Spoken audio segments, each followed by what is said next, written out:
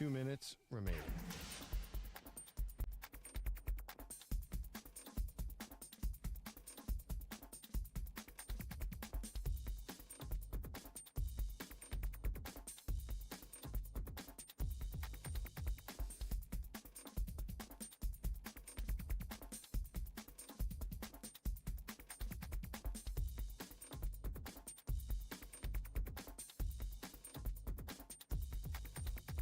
One minute, 30 seconds remaining.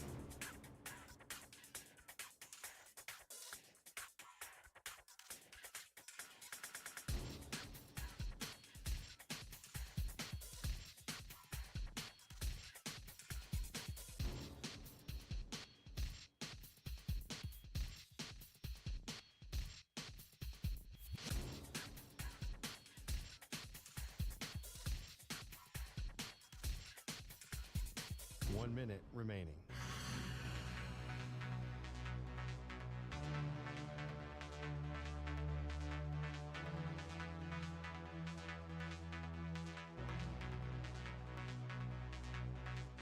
Forty-five seconds remaining.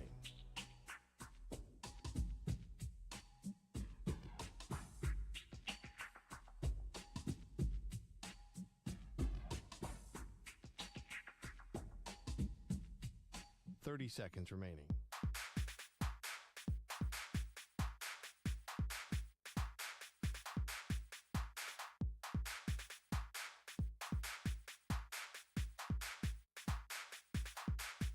Fifteen seconds.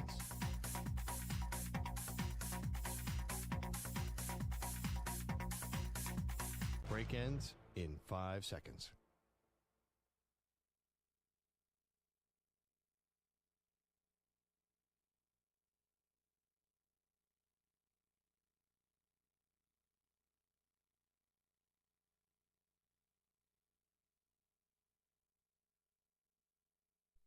To infinity and beyond. He's live. He's nationwide. This is the Zach Gelb Show.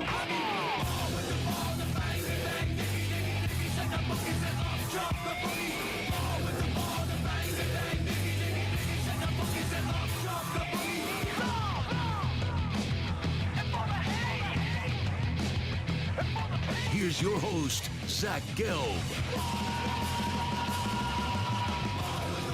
Live from the Play Show, yet not overly ostentatious studios of the Infinity Sports Network here in beautiful New York City, sitting on top of the 10th floor of 345 Hudson Street. Welcome on in to what is a Thursday edition of the Zach Gelb Show across all the great local Infinity Sports Network affiliates, Sirius XM, Channel 375, the free Odyssey app, the iHeartRadio app, and also streaming live on YouTube. 888-710-4ISN is the number to jump on in. That's 888-710-4476. You could always get at me on Instagram, where I'm straight flexing, or via the good old cesspool of Twitter, at Zach Gelb. That's ZACHGELB. Taylor Swift made her debut on her boyfriend's podcast, New Heights, with Travis Kelce and Jason Kelce. It broke the internet last night. And I'm not just saying that as, tongue-in-cheek, it broke the internet. YouTube literally crashed. And you know what, Travis and Jason? I could relate. Because for about a month and a half, our YouTube stream was crashed. And eventually, they got ours back up and running. Now, we did not have 11.3 million people watching. I think the high last night, just during one time someone watching, was like at one period, was 1.2 million, I think I saw. I think up to 1.3. Whew. Yeah. Look at Stu. He's like, come on, make sure you get every person in there. I checked it like 10 times. Right now, as I sit here, and this was released 19 hours ago, it's closing in on 11.4 million. 11.4 million, that's what it's closing in on. And it hasn't even been up for 24 hours yet. Now, I had a little bit of a birthday dinner last night, a belated birthday dinner. I went to Resdora in the city, so I was a little bit occupied. So I did not get a chance to watch it live, and I did not get a chance to watch it at all yet. Like, I saw some clips here and there, but I did not sit down and watch the entirety of what ended up being, I believe, a 2-hour and 3-minute episode. So, Stu, I know Samter had to cut some clips for the show, but you are clearly a Swiftie, you and your girlfriend, and this was your girlfriend's Super Bowl when this was released last night. Really was. So did you have all like the buffalo chicken dip, the wings, order in some pizza, do something special, when that's all going down? What was your review of it? Just wondering, because I know that you watched it, I'm assuming in full, right? You were either, I don't want to even say you were forced to. No. Because Stu loves him some Taylor Swift. So, okay, I watched what I thought was in full. I thought when it ended, it just ended. Oh, it was almost as if how I thought The Sopranos ended. Yeah, it just went black. I'm like, is that it? I'm like, all right, I guess that's it. So there's, I guess, 15 or 20 minutes that I did not see. So I watched the hour 45 of it, the revealing parts plus her revealing the album and all that. I thought it was good. I wasn't sure how much their relationship was going to be, asked about and talked about because I know she's very guarded. And it's the Kelce's and her, so they control what gets out here. This is not as if she's going to get sandbagged in the interview and there's going to be some ridiculous questions asked because she's sleeping with Travis and Jason is Travis Kelce's brother. Did you laugh at the way that I did? How I said that? You're not wrong, but I did laugh at that. That's the person that should protect you the most, right? You would think. It was also very edited. There were parts where I could tell they edited a few things out. Do you think she definitely had the creative control here. Yes, definitely. Do you think behind the scenes she was saying, yeah, let's cut that, let's I'm do sure. that? I'm sure there was definitely some of that. But I thought it was good. I thought it was a good watch, and it didn't feel like an hour 45. It felt shorter than that, and then it was over. I was like, oh, I guess we're done here. What was the biggest takeaway? Was there? And I asked this: Did you and your girlfriend have a debriefing about this afterwards? Did you guys talk about it afterwards, or was it, okay, this ended and we're just going to bed? Angie was more like excited and gaga, I guess, about the album. Okay. And the album art and the 12 songs instead of, I think the last album had like 24 or something like that. So why is there 12 and all the Easter eggs and all that fun stuff? So that's the girl perspective on yes. it, right? If we're going to give you a perspective on this show, Angie, met the girl quota for us. The dude perspective on this. And Stu, you are our dude in this equation. Your dude perspective was what was the one thing that either made you gasp or you go, okay, that was funny or that was interesting? Was there anything memorable from this? I think the funniest part for me was her idea of football before she met Travis. Ah. Yeah. Okay. So I think we have that clip, right? Or we have something in the realm of that. Is cut 3 let's hear that. This is the New Heights podcast. Taylor Swift fell in love with football from Travis Kelce. Travis is like, he's just a vibe booster in everyone's life that he's in. He's like a human exclamation point. Like, also you're so non-judgmental about people, and you were not judgmental about the fact that I knew nothing about the world you were in. Jason, on our first date, I legitimately asked him what it was like when the Chiefs played the Eagles in the Super Bowl and he looked across the field, across the line of scrimmage, and saw his brother standing on the other, like 5 feet in front of him on the field. Yeah. And he was like, he didn't even look at me. Like, I now know what an insane question that was. He was like, actually, I'm only on the field at the same time as the defense. I thought everyone was out there at the same time. No, you don't understand. I thought it was like Jared Goff is here and Josh Allen's here. And they're going to be like, they blow a whistle and then they go at each other and they're like, and it's like, who's going to win? That's actually, I would love to see Jared Goff play some defense. I've got some thoughts. Yeah. I didn't know what a first down was. I didn't know what the chains were. I didn't know what a tight end was. I am forever thankful for you diving into the football world. Oh my God. I fell in love with it. I became obsessed with it. I became like a person who was running through the halls of my house screaming, "We drafted Xavier Worthy." And my friends are like, who body snatched you? What do you mean? I'll tell you, I don't even need to listen to the rest of this podcast. The biggest winner is Xavier Worthy. That was not on my bingo card, that Xavier Worthy was going to be mentioned on this podcast from Taylor Swift. Now, I will say it's also a bad moment for Kadarius Toney. Because if you may recall, Samter and we made the back page, I think it was of the New York Post. I have never seen a media night like the media night, and that was Eagles and no. It was Chiefs and 49ers, right? I think it was Chiefs and 49ers. Yes. It was 2 years ago. Yeah, because as she said in the clip, they weren't together when it was the Kelce Bro Bowl. So it was Chiefs and 49ers the second time, and that's when she was dating Travis Kelce. And also, it's maybe the biggest blunder of my career. I was at the AFC Championship game. And with a minute and a half left in a game that was over, they go, oh, all media that want to go onto the field, please assemble near the elevator. And I'll never forget this. I go, should I go on the field? You know what? I want to go into the post-game press conference room because I thought, right, they'll bring out Andy Reid, they'll bring out Patrick Mahomes, they'll bring out Travis Kelce. Let me get a front row seat. And that's what I'll go to instead of running on the field and then getting stuck in the back of the room where it's going to be impossible to ask a question. And then I find out as I'm sitting in the media room where I had a front row seat.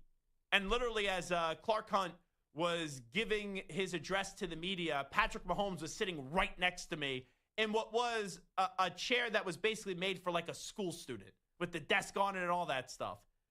And while the owner of the Chiefs was speaking, and I didn't really care what he had to say, it was more so I was there to, interview Mahomes, interview Andy Reid, and I thought it was going to be Travis Kelce, too. I was perusing Twitter, and I saw that Taylor Swift got on the field. And why I say that's my biggest career blunder is because I would have got a video of Travis Kelce and Taylor Swift, and that would have done a ton of views on Twitter and on Instagram. And if you recall, we had Drew Tranquill on the show, and Drew Tranquill was the first player in an interview, an exclusive with us, by the way, that said, I actually think Travis and Taylor are in love and we should celebrate that. And Entertainment Tonight did about a 10-minute segment on just our interview with Drew Tranquill. It was basically the Zach Gelb Show on Entertainment Tonight. And then I thought, okay, Travis Kelce was going to come to the podium. I think it was Ted Cruz is his name, is the director of Chiefs PR. I believe that's his name. Crews, different from the other Ted Cruz. Oh, yeah. Sorry, Ted Cruz. Let me emphasize that a little bit better. You're not the politician. And he goes, Travis is a little busy. I don't know where he is, so he's not going to be coming to the podium. So I didn't get a chance to talk to Travis Kelce there. But at the Super Bowl 2 weeks later, Boomer and Gio wanted me to ask bizarre questions so they could play it for the morning show. So my 6'4" frame is in how many reporters, or I don't even know if you call them reporters, how many people do you think were around Travis Kelce, do you think there, Samter? At media night on that opening night when he's at the podium. So to start, I mean, because he was there for about 45 minutes, but to start when it was really people were literally elbowing each other to get through to ask him a question, I would say at least 500, 600. Yeah, so it was a ton of people. And they took a photo of it, and the New York Post used it on their back page, and you see myself and Samter in the crowd with people. And I've been to a ton of those opening nights at the Super Bowl. Like, I've been able to fire off 8 questions or so to Tom Brady, which is pretty absurd that I'm able to get that many questions in. But for Travis Kelce, I knew I had to do some sort of bit so it would play on Boomer and Gio. So I printed out a photo of Phil Simms as they do this joke about Phil Simms wearing what they call lady glasses. And I said, hey, Travis, I heard your mother, Donna, on your podcast, you referred to her, or she referred to you as a fashionista. So since you're the fashionista, Boomer and Gio do this whole bit where they go after Phil Simms and they don't like his lady glasses. How would you critique them? And he gave the answers, and he goes, oh, Boomer and Gio basically's got to, stop the criticism of Phil Simms because he liked the lady glasses. And then Kadarius Toney, which brings up here why he's a loser here on this podcast, and Xavier Worthy is a winner, because what Kadarius Toney at one point was supposed to be, even though he wasn't drafted by the Chiefs, is what Xavier Worthy is starting to do. And I know that Kadarius Toney had a great Super Bowl up against, I believe it was the Eagles, not even the 49ers. And I said to him, do you have just the Kadarius Toney part? I have both. I can get just the Kadarius Toney, but it's all one clip. It's only 30 seconds long. Yeah, you know what? Just go ahead. Play the whole thing since we have it. It's better than me just explaining it. Travis, Mama Kelce called you a fashionista on that New Heights podcast. I need to use your fashion sense for a second. Boomer Esiason and Greg Giannotti, they poke fun at Phil Simms for his lady glasses that he wears. I have a photo right here. What do you think of Phil Simms' glasses? What's so ladylike about those? Those are some good, solid glasses. As long as it's helping him see, that's all that matters. And the other thing is, Kadarius Toney goes by the rap name Young Joker. The Joker. I'm just wondering, will Taylor get on an album with him to kind of put his rap career on the map? I mean, she's been known to dabble in the rap world. I don't know. We'll have to see. I'll make sure. I'll see if Joker's up for it or not. Thank you. So if we would have thought that bizarre Chiefs wide receivers would have been mentioned by Taylor Swift, I thought nothing would reach Kadarius Toney right there. Kadarius Toney now is an afterthought, and it's all about Xavier Worthy. So I've not listened to that podcast yet, but if we do winners and losers from that podcast, I don't know how anyone could be more of a winner than Xavier Worthy. I'll say this for me. Did you watch the whole thing? I watched like about an hour, a little over an hour of it. Oh wow! And I'm gonna listen to the rest of it on the drive on the train home. Mm-hmm. But I wasn't expecting to enjoy it that much. And you did. I wasn't expecting to listen to as much of it as I did. I don't know a lot about Taylor Swift outside of like what she puts out there publicly, and because she's never been on a podcast before, I don't think even her fans got to see so much of her personality. She is funny. She's quick-witted. She's smart. There are so many things about her that I'm listening, and I'm like, this is not who I expected Taylor Swift to be. Yes, Xavier Worthy might be the big winner. Taylor Swift is a big winner also, at least in the male sphere. And even in her own sphere, like people who love her, people who want to get to know her, people who don't know her, found out a lot about this lady, and she is really cool. And then I would say the losers for a little bit were YouTube when it crashed, but then they ended up getting what? Almost 12 million views or whatever it's at right now. So I think they ended up. Did anyone get a lot of shade in this? Just wondering. Did anyone you walk away and you go, okay, someone lost because of this podcasting performance? No, but she did say that Andy Reid was the greatest coach of all time. So maybe Belichick lost in that regard. Well, that's fine. That's a nice opinion of Taylor Swift, but she used to think that Jason and Travis were going to go up against one another on the field at the same time. So I don't know if she was well-versed about Bill Belichick's great coaching career and how Bill Belichick owned Andy Reid. And how Andy Reid for a long time had a 20-year run where he would get to all these NFC championship games and couldn't win a big game until he got Patrick Mahomes. Yeah, when she said that, I just turned to Angie and I was like, that's not true. No, yeah. Well, now all these Swifties are going to say Andy Reid's the greatest coach of all time. They are, so, yes. Isn't my perception of Taylor Swift, is she used to claim that she grew up as a big Eagles fan, right? Yes. She's from Reading, Pennsylvania. She actually talked about it in the podcast. A little fugazi, though, if she didn't even know how football was played. Well, so she even said in the podcast, and again, here I am, defending Tay-Tay. Yeah. She talked about how she would hear her dad screaming about the Eagles in one room while she was sitting in another room playing with the guitar and learning how to. So she acknowledged the Eagle fandom of the family, but also how she was not involved in it. Okay, I wasn't expecting to do 15 minutes on the actual podcast. I really wanted to lead the show defending the Kansas City Chiefs. So that's what we're going to do right now. So I do believe that there's always ammunition here when Travis Kelce is dating Taylor Swift, that people are going to say, oh, he's distracted because of her. And then all these off-the-field opportunities that do exist because the fact he's dating Taylor Swift, and also he's one of, not the greatest, but one of the greatest tight ends of all time, and he has a great personality. All these other off-the-field opportunities, especially in the entertainment world, are now offered to him. And it's not just me saying it, because I don't really think they're distractions. I don't really think that they're problematic.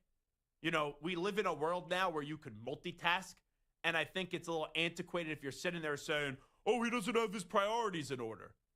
But Travis Kelce did an interview with GQ, and this is what he said. I think it might have slipped, he's talking about the play, a little bit because I did have a little bit more focus in trying to set myself up, Kelce said. and opportunities came up where I was excited to venture into a new world of acting and being an entertainer.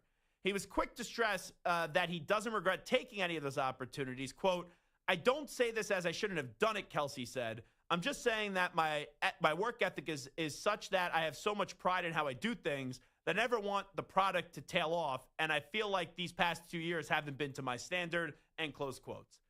Let me just be the first person to say this, and I say that in jest because I don't think I'm the first person to say this. The Kansas City Chiefs, we've been told the last 3 years, are vulnerable. In the last 3 years, the Kansas City Chiefs have been to 3 straight Super Bowls, and they've won 2 out of 3.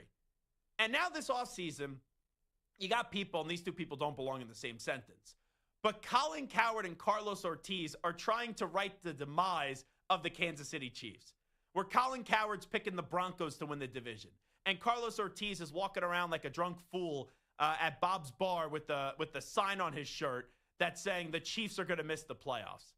I don't understand that take. And I really think that take is all about, okay, there's Chiefs fatigue. And when a team is so dominant and when a team is so successful, when they have a little slip up and they don't actually win a championship and a bad year for them is them getting smacked in the Super Bowl by the Philadelphia Eagles after winning back-to-back Super Bowls, people are ready to pounce and people are ready to basically pronounce the death of the Chiefs dynasty. Like, I went through this with the Patriots. Whether it was Rob Parker or Nick Wright or Max Kellerman, that would always go after either Tom Brady or Bill Belichick or the Patriots and would basically be getting ready to write the death certificate for the Patriots dynasty. And now Travis Kelce adds more fuel to the fire where he's like, oh, my play probably slipped because I was more concerned with some priorities off the field. Oh, yeah, it had nothing to do, Travis, with the fact that you're 35, you turned 36 in October. You still put up good numbers, but they're not an elite level. That's normal. Not everyone can play at a high level until they're 40-something years old. Usually when you get to your 30s, your early 30s in the NFL, you start to slow down. And by your mid-30s, you're cooked in this league. You're not cooked. And the Chiefs aren't cooked as well. So there's going to be a lot of people in the summer that need help in getting content and creating content. And they're just going to take the low-hanging fruit. Well, who's the most successful team for the last half-decade in the NFL? Oh, it's the Kansas City Chiefs. Let me just say the Chiefs are going to be bad this year. The Chiefs are going to regress. The only way the Chiefs are really going to fall off is if Mahomes gets hurt and he has to miss a full season or a significant time. But in all likelihood, at a bare minimum, the Kansas City Chiefs are going to an AFC Championship game this year.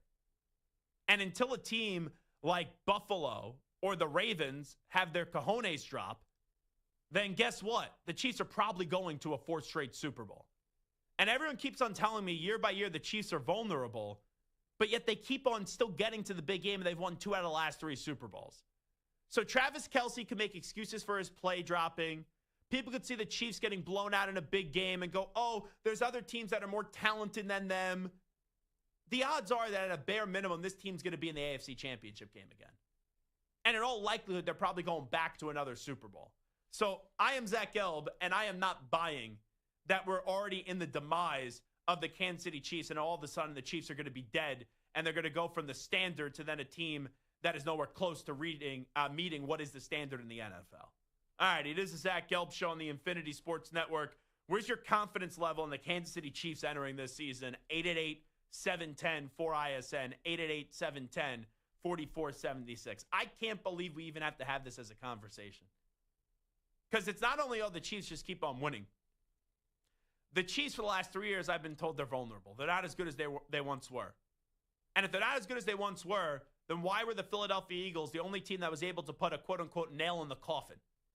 And Buffalo can't beat them in a big game. And the Ravens can't beat them in a big game. Come on, folks. They lost a Super Bowl. They lost a Super Bowl to the Philadelphia Eagles this year. And now all of a sudden people think they're going to stink. I know they lost to Tampa Bay all those years ago as well. But last time I checked, and trust me, they're my team, Patriots are losing an AFC Championship game to the Ravens. They're done. They're cooked. Brady loses 3 Super Bowls, 2 to the Giants, 1 to the Eagles. They're cooked. They're done. And for 20 years, Tom Brady was a giant pain in many of your you-know-whats. and he just kept on winning and winning and winning. And just when you thought you got him, he would respond with winning. Mahomes, Andy Reid, Kelce, in all likelihood, at the worst, if all bleep hits the fan, and I'm not saying take health out of it, like let's just assume they're healthy, where Mahomes is still there, Kelce's still at tight end, and Andy Reid's on the sideline, at a bare minimum, this team makes the AFC Championship game this season. All right, it is the Zach Gelb Show on the Infinity Sports Network. We'll take a timeout. Cam Ward really optimistic about his offense. Who are the best NFL wide receiving units in the league? We'll get to that on the other side. You're in a 5-minute break.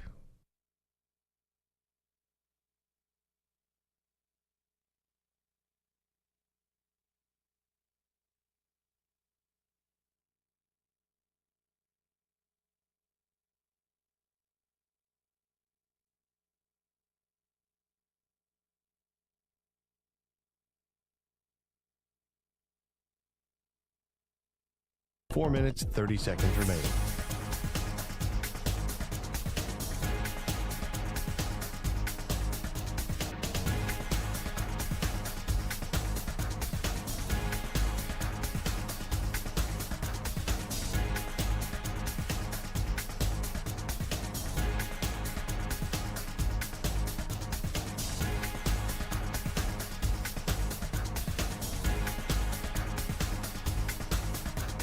Four minutes remaining.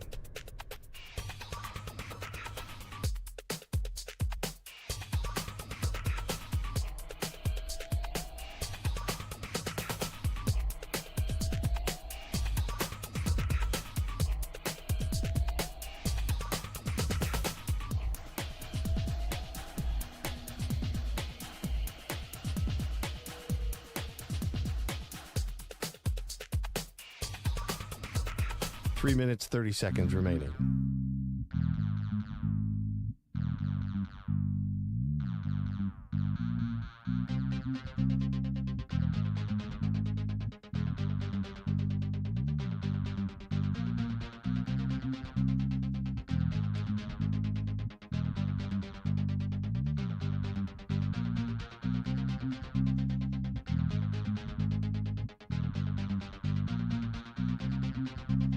Three minutes remaining.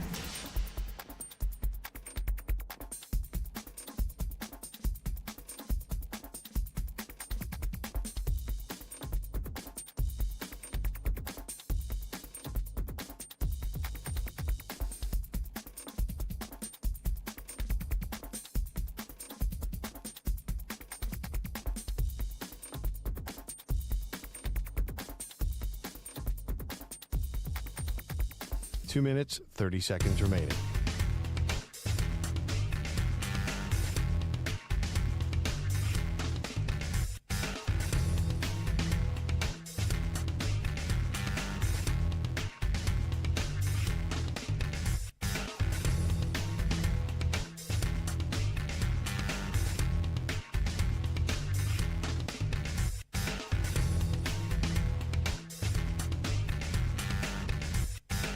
Two minutes remaining.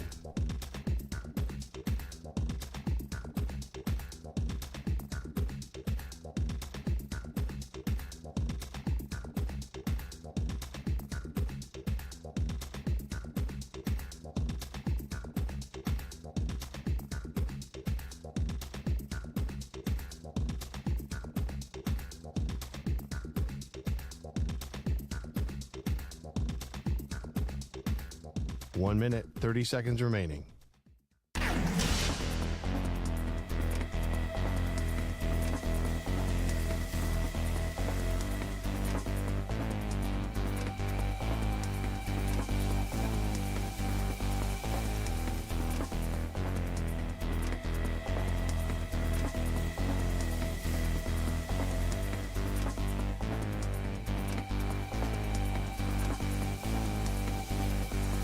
One minute remaining.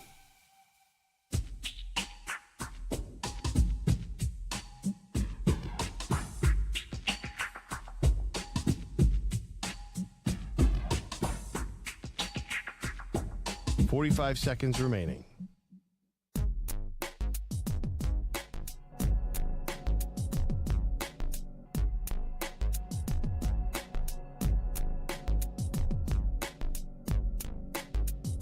30 seconds remaining.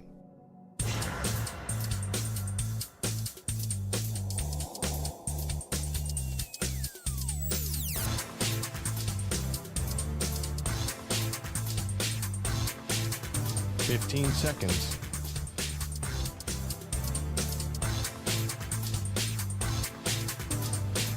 Break ends in 5 seconds.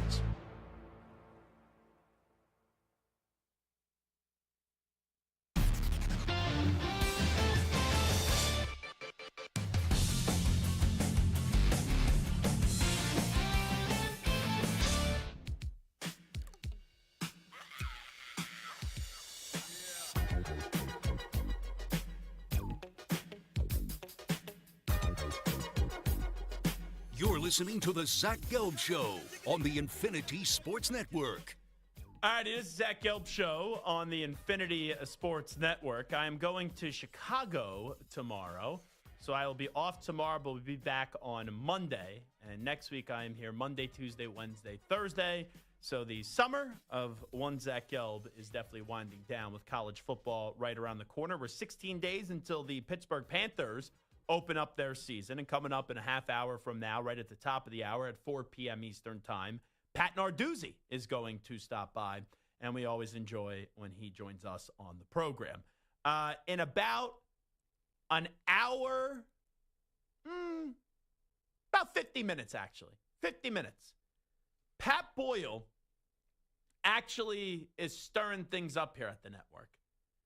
So Pat Boyle did a segment last night, final segment of the show, where they did a draft. Pete the Body Bellotti, Andrew Bogusch, and Pat Boyle. And they did a draft since the inception of the network. If you're a full-time talk show host, who are the best talk show hosts? And I was the 5th pick, which with how many talk show hosts that we've had, I'll take that. I will take that being the 5th pick of that draft.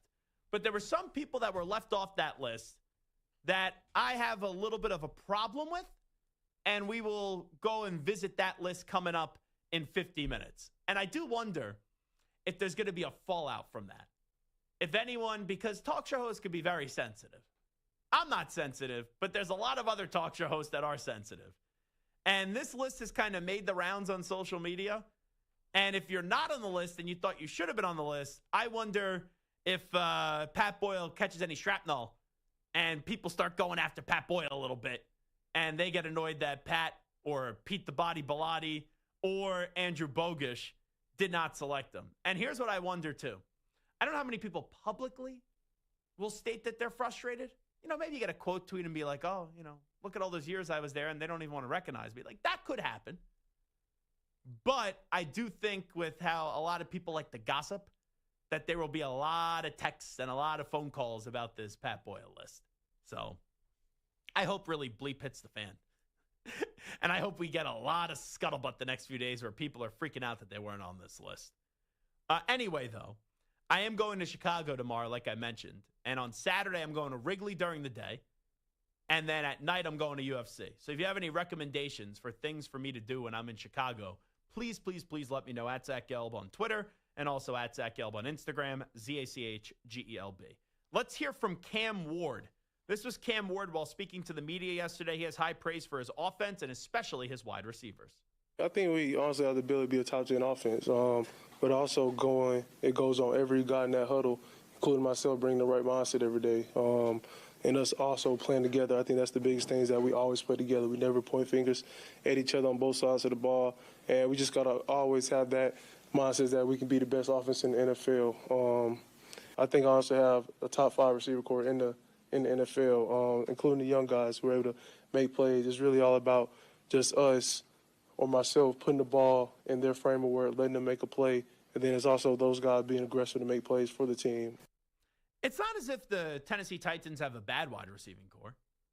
I look at Calvin Ridley. I think Calvin Ridley, if anything, what we saw in the first preseason game when he had 3 receptions for 50 or 51 yards, I believe Calvin Ridley, I would bet on him having a big season this year. Tyler Lockett's good, but he's slowing on down. And Van Jefferson has now been in the league for quite some time. So those 3 names that highlight the wide receiving core, I wouldn't say that it's the best wide receiving core in the league. I wouldn't say it's even top 5, but it's not a bad unit for a first-year quarterback to walk in, and it's not as if he has no one to throw the football to, which we've seen before. So let's skip around the room here. We'll do 2 picks each, and we will give you the best wide receiving corps in the NFL. I will start things off. I'm actually going to go with the Cincinnati Bengals. Now, obviously, they are top-heavy with Jamar Chase and T. Higgins. After that, I like Andre Iosivas a lot out of Princeton, and I've heard a lot of good things about him. We've seen him here and there the last few years, have some moments. But Andre Iosivas, I think that he's going to have a bigger season this year than what he's had in years past. And I guess you could throw in the tight ends here, too. You got Mike Gesicki, who's solid. And then Noah Fant, who just joined there, is not too bad at all. But I know it's mainly focusing on the wide receivers, but pretty much tight ends are basically wide receivers with how the NFL is played now. So I will go with the Cincinnati Bengals as my first selection.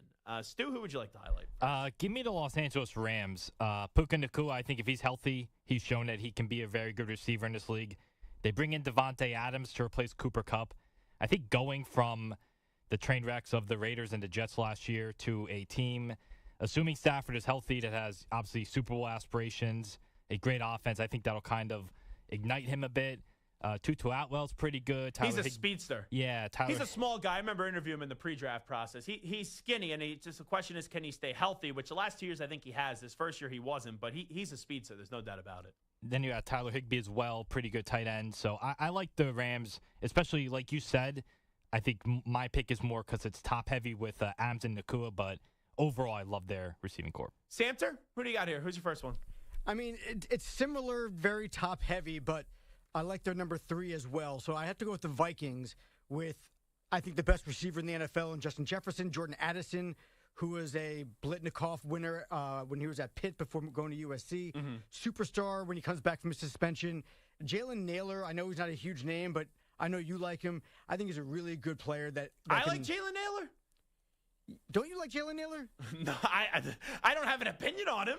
Who was the guy in the Vikings that you've had on a few times? Oh, he was on the KJ Jefferson. Yeah, KJ Osborne. KJ Osborne. So yeah. I was getting then I saw him play for the Patriots last year. And but I'm I do like, like Jalen Naylor. He's not bad. He's been effective.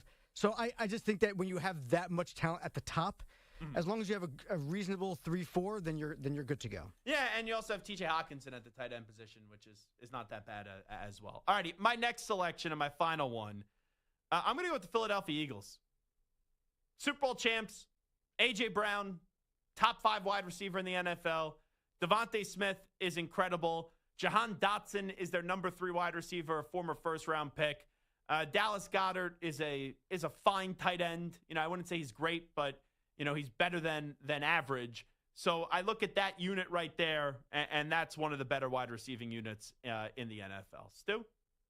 So I know this wide receiver group, especially duo up top, I don't know if they're going to be together for that much longer, mostly because of maybe one of the guys wanting out. But I still think Tyreek Hill and Jalen Waddle as a duo is very good, assuming Tyreek's on the same page as Tua and Tua's on the same page as Tyreek.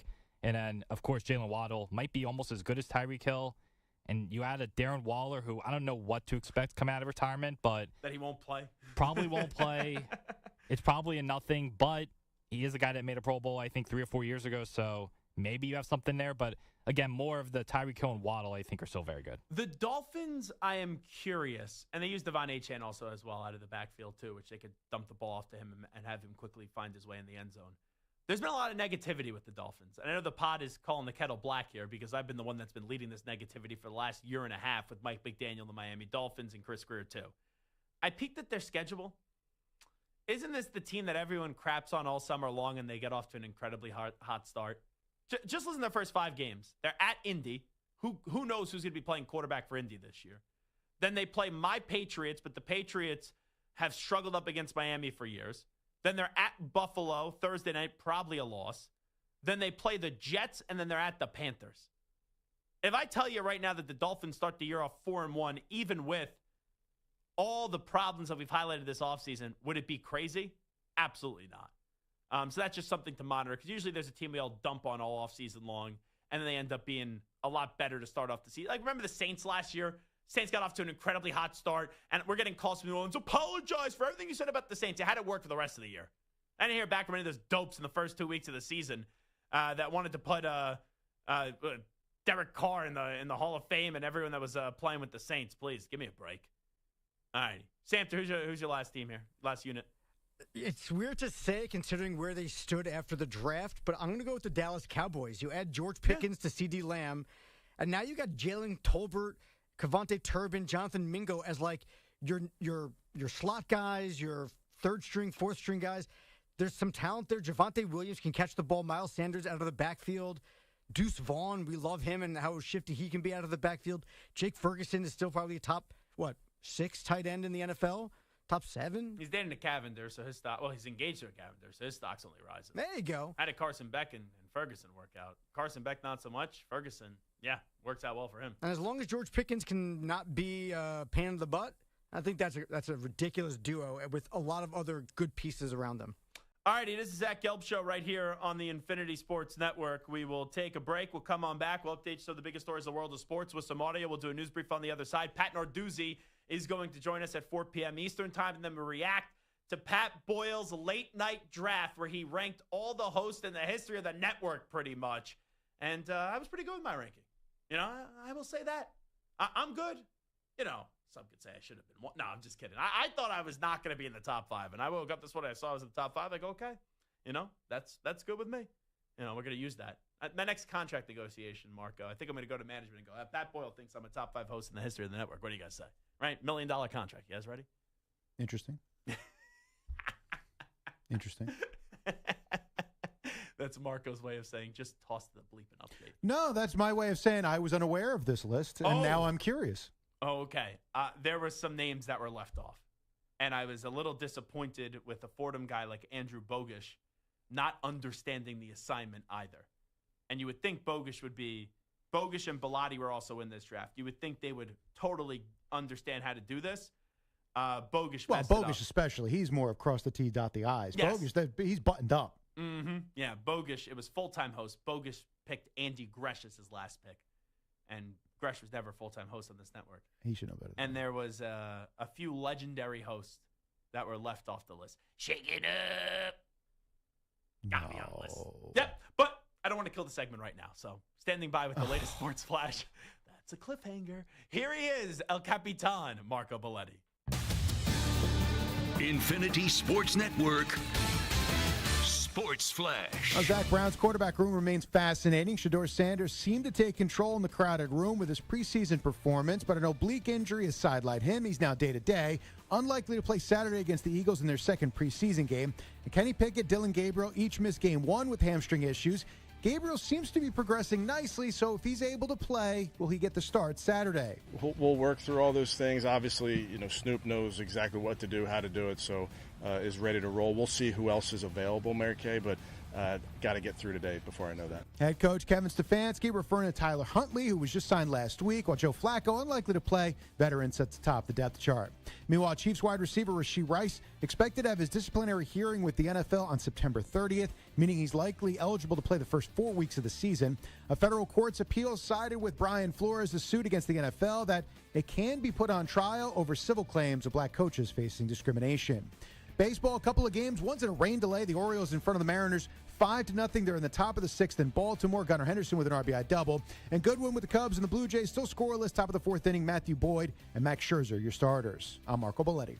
This is the Infinity Sports Network. Follow us on X. Our handle is INF Sports Network. That's INF Sports Network on X.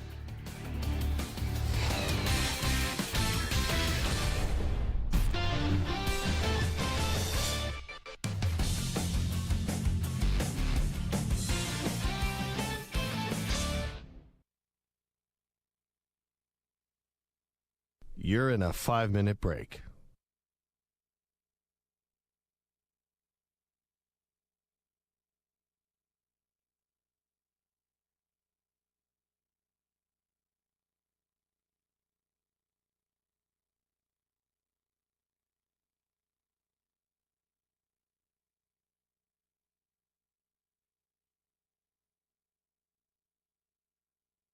Four minutes, 30 seconds remaining.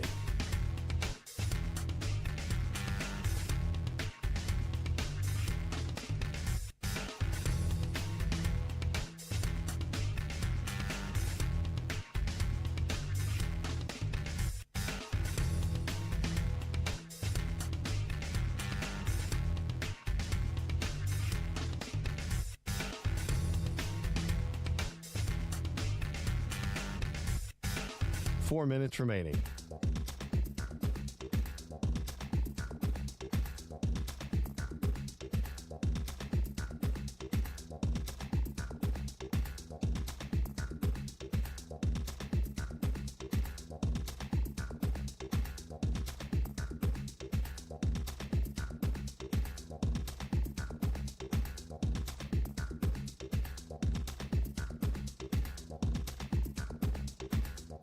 Three minutes, 30 seconds remaining.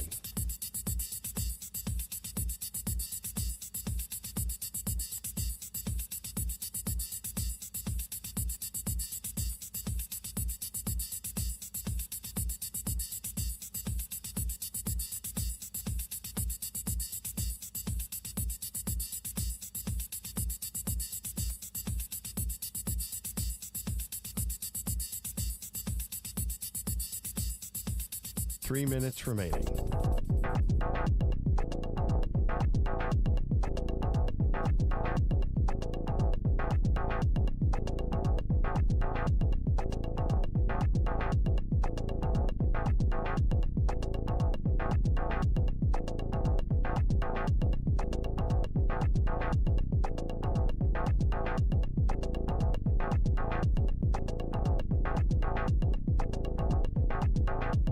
Two minutes, 30 seconds remaining.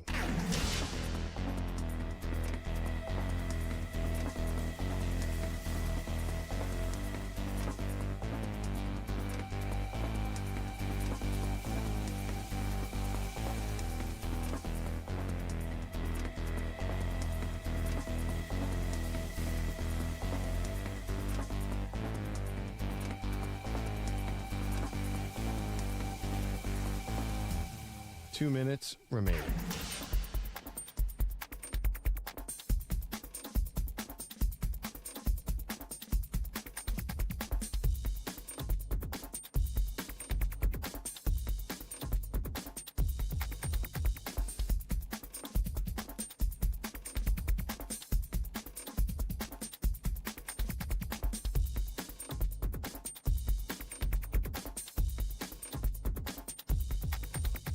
One minute, 30 seconds remaining.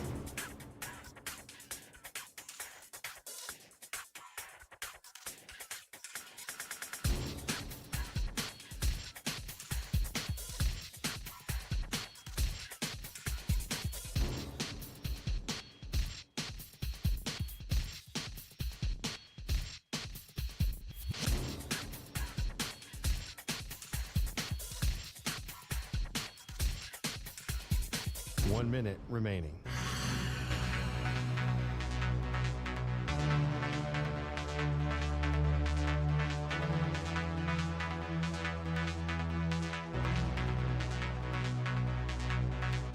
Forty-five seconds remaining.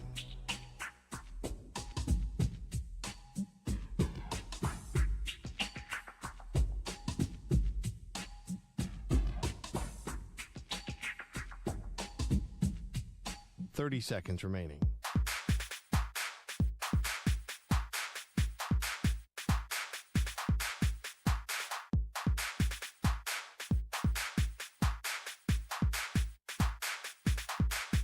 Fifteen seconds.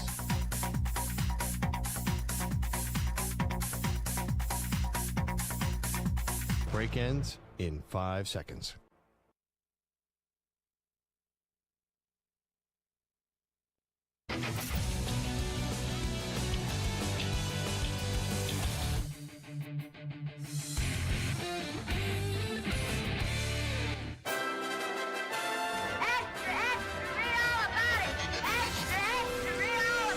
Time for your daily news brief. We get you caught up on the rumors, reports, and reconnaissance from the day in sports. Yes. This portion of the show is sponsored by the Hyundai Getaway Sales Event going on now. Get deals so right, it almost feels wrong.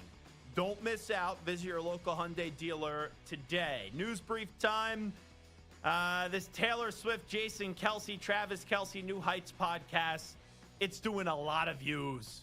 Closing in on 12 million views, and it hasn't been even up for 24 hours yet. This is Taylor Swift that she says her boyfriend, Travis Kelce, when she was not dating him, and Travis Kelce was interested in him. Well, Travis had a terrible plan to try and meet her. This is on the New Heights podcast.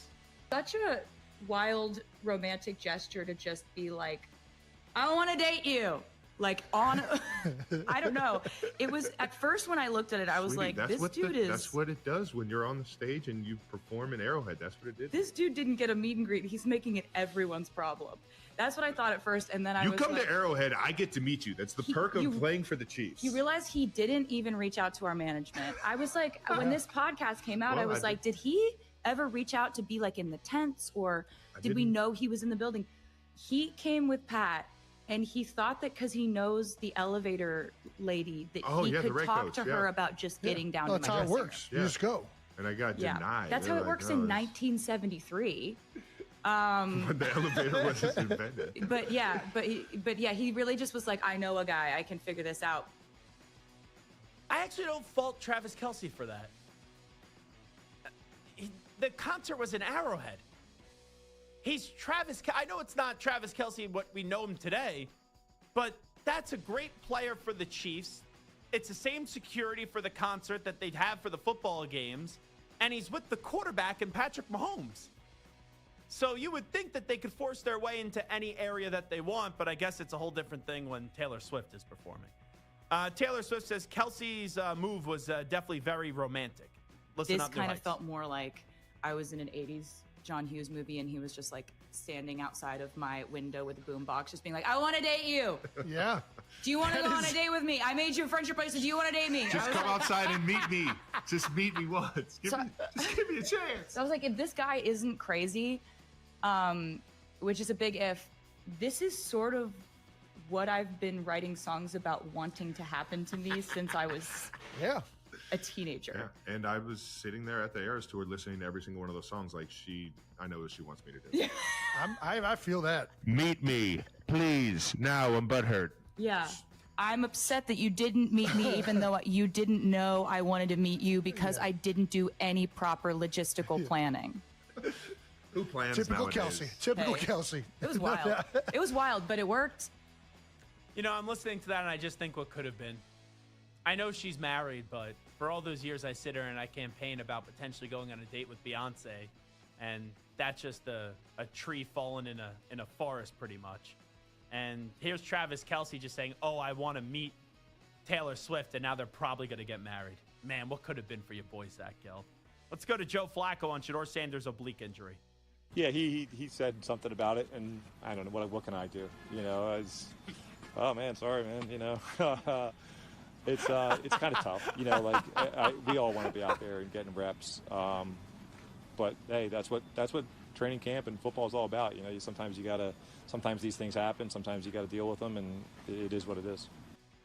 That's Joe Flacco basically saying, yeah, man, it sucks. Part of the game, bound to happen to everybody.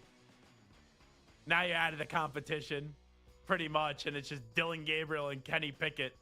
This is even more guaranteed for me to start week 1 than what it was a few days ago. Let's go to Grant Stewart of the Colts. Or, excuse me, he's now on the Lions. He calls out Dolphins practice habits. You have joint practices with the Lions and the Dolphins. It's on the Detroit Sports Podcast. I don't know if they're ready, man. I'm going to keep it a stack. Okay. Just because I've played at other places and played against that team last year, and I've joint practiced against that team twice when I was in Tampa.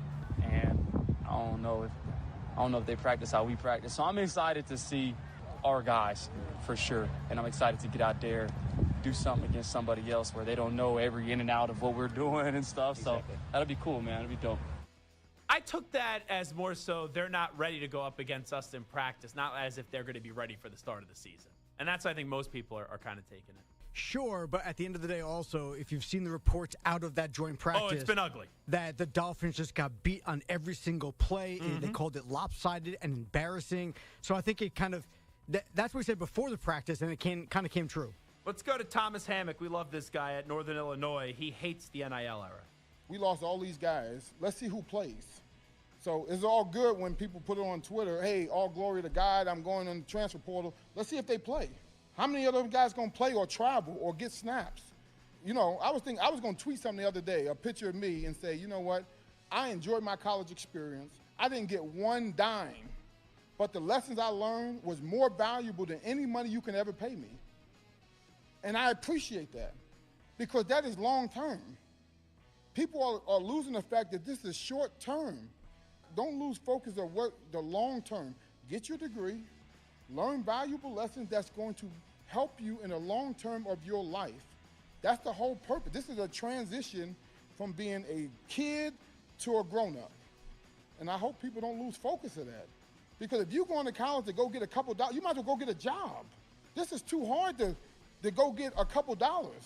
Learn the lessons that you need to learn to be successful in life for the next 40 to 50 years of your life. I would do it again for free, because of the things I learned. And parents, they need to learn that lesson too.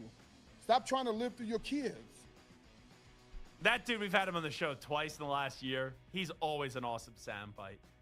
And he's just unapologetically himself, and he's just so genuine. And sometimes it creates for some funny moments. He was in that Idaho Potato Bowl, and I guess they dump potatoes or something on the coach. I forget what it was. And he goes, oh, that was the best dump of my career. And that went wild. Maybe it was mayo. I forget what it was. Dumping potatoes on someone would probably hurt. But, hey, Thomas Hammock, a big dude. I saw that they put him in the video game. It looked nothing like him, by the way. I think he even said it just looks like a regular black guy. It looks nothing like me. Pat Narduzzi joins us next. It is the Zach Gelb Show.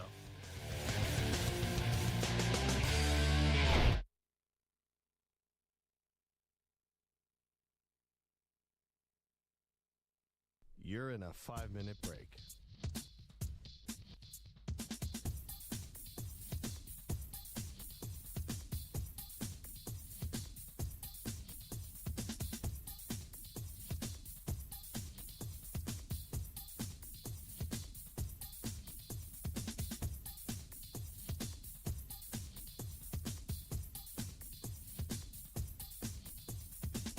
Four minutes, 30 seconds remaining.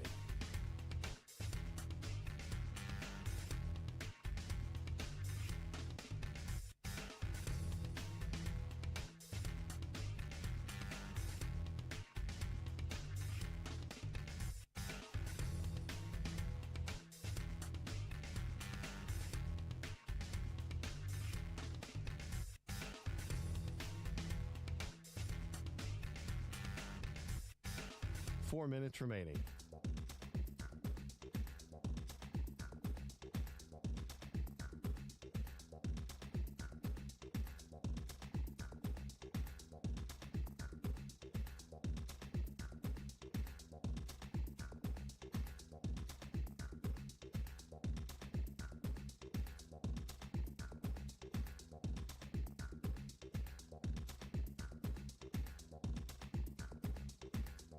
Three minutes, 30 seconds remaining.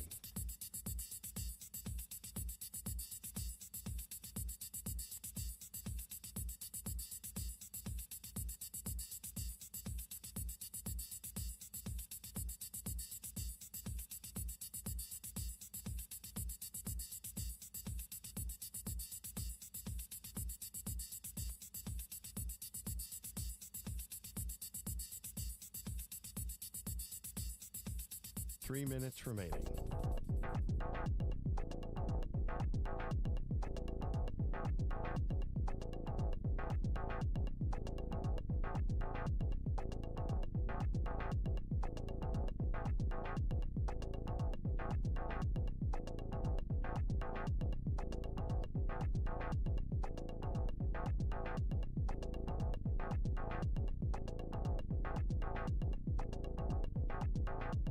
Two minutes, 30 seconds remaining.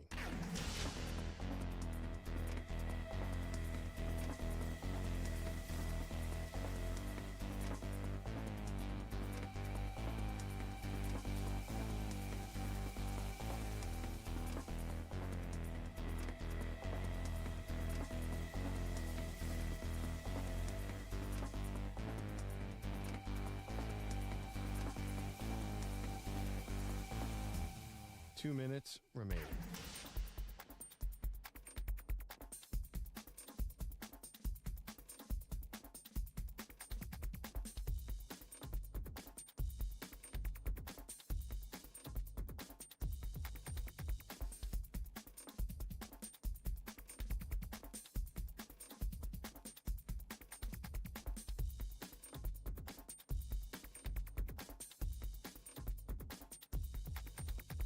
1 minute, 30 seconds remaining.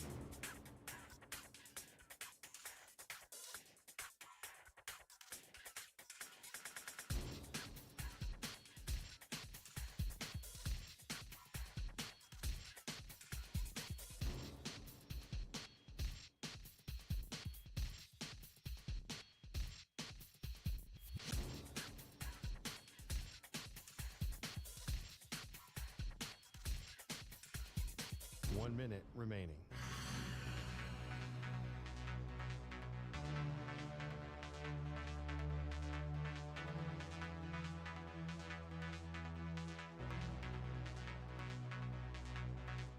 Forty-five seconds remaining.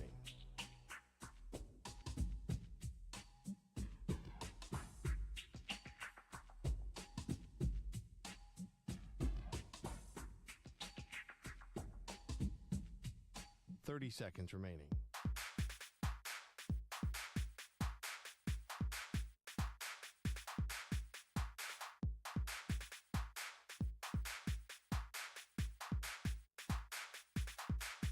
Fifteen seconds.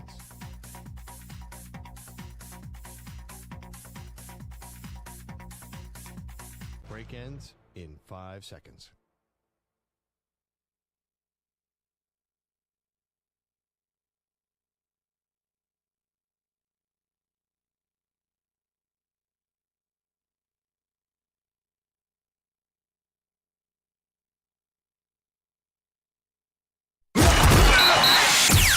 We miss college football. Genty, his first touch.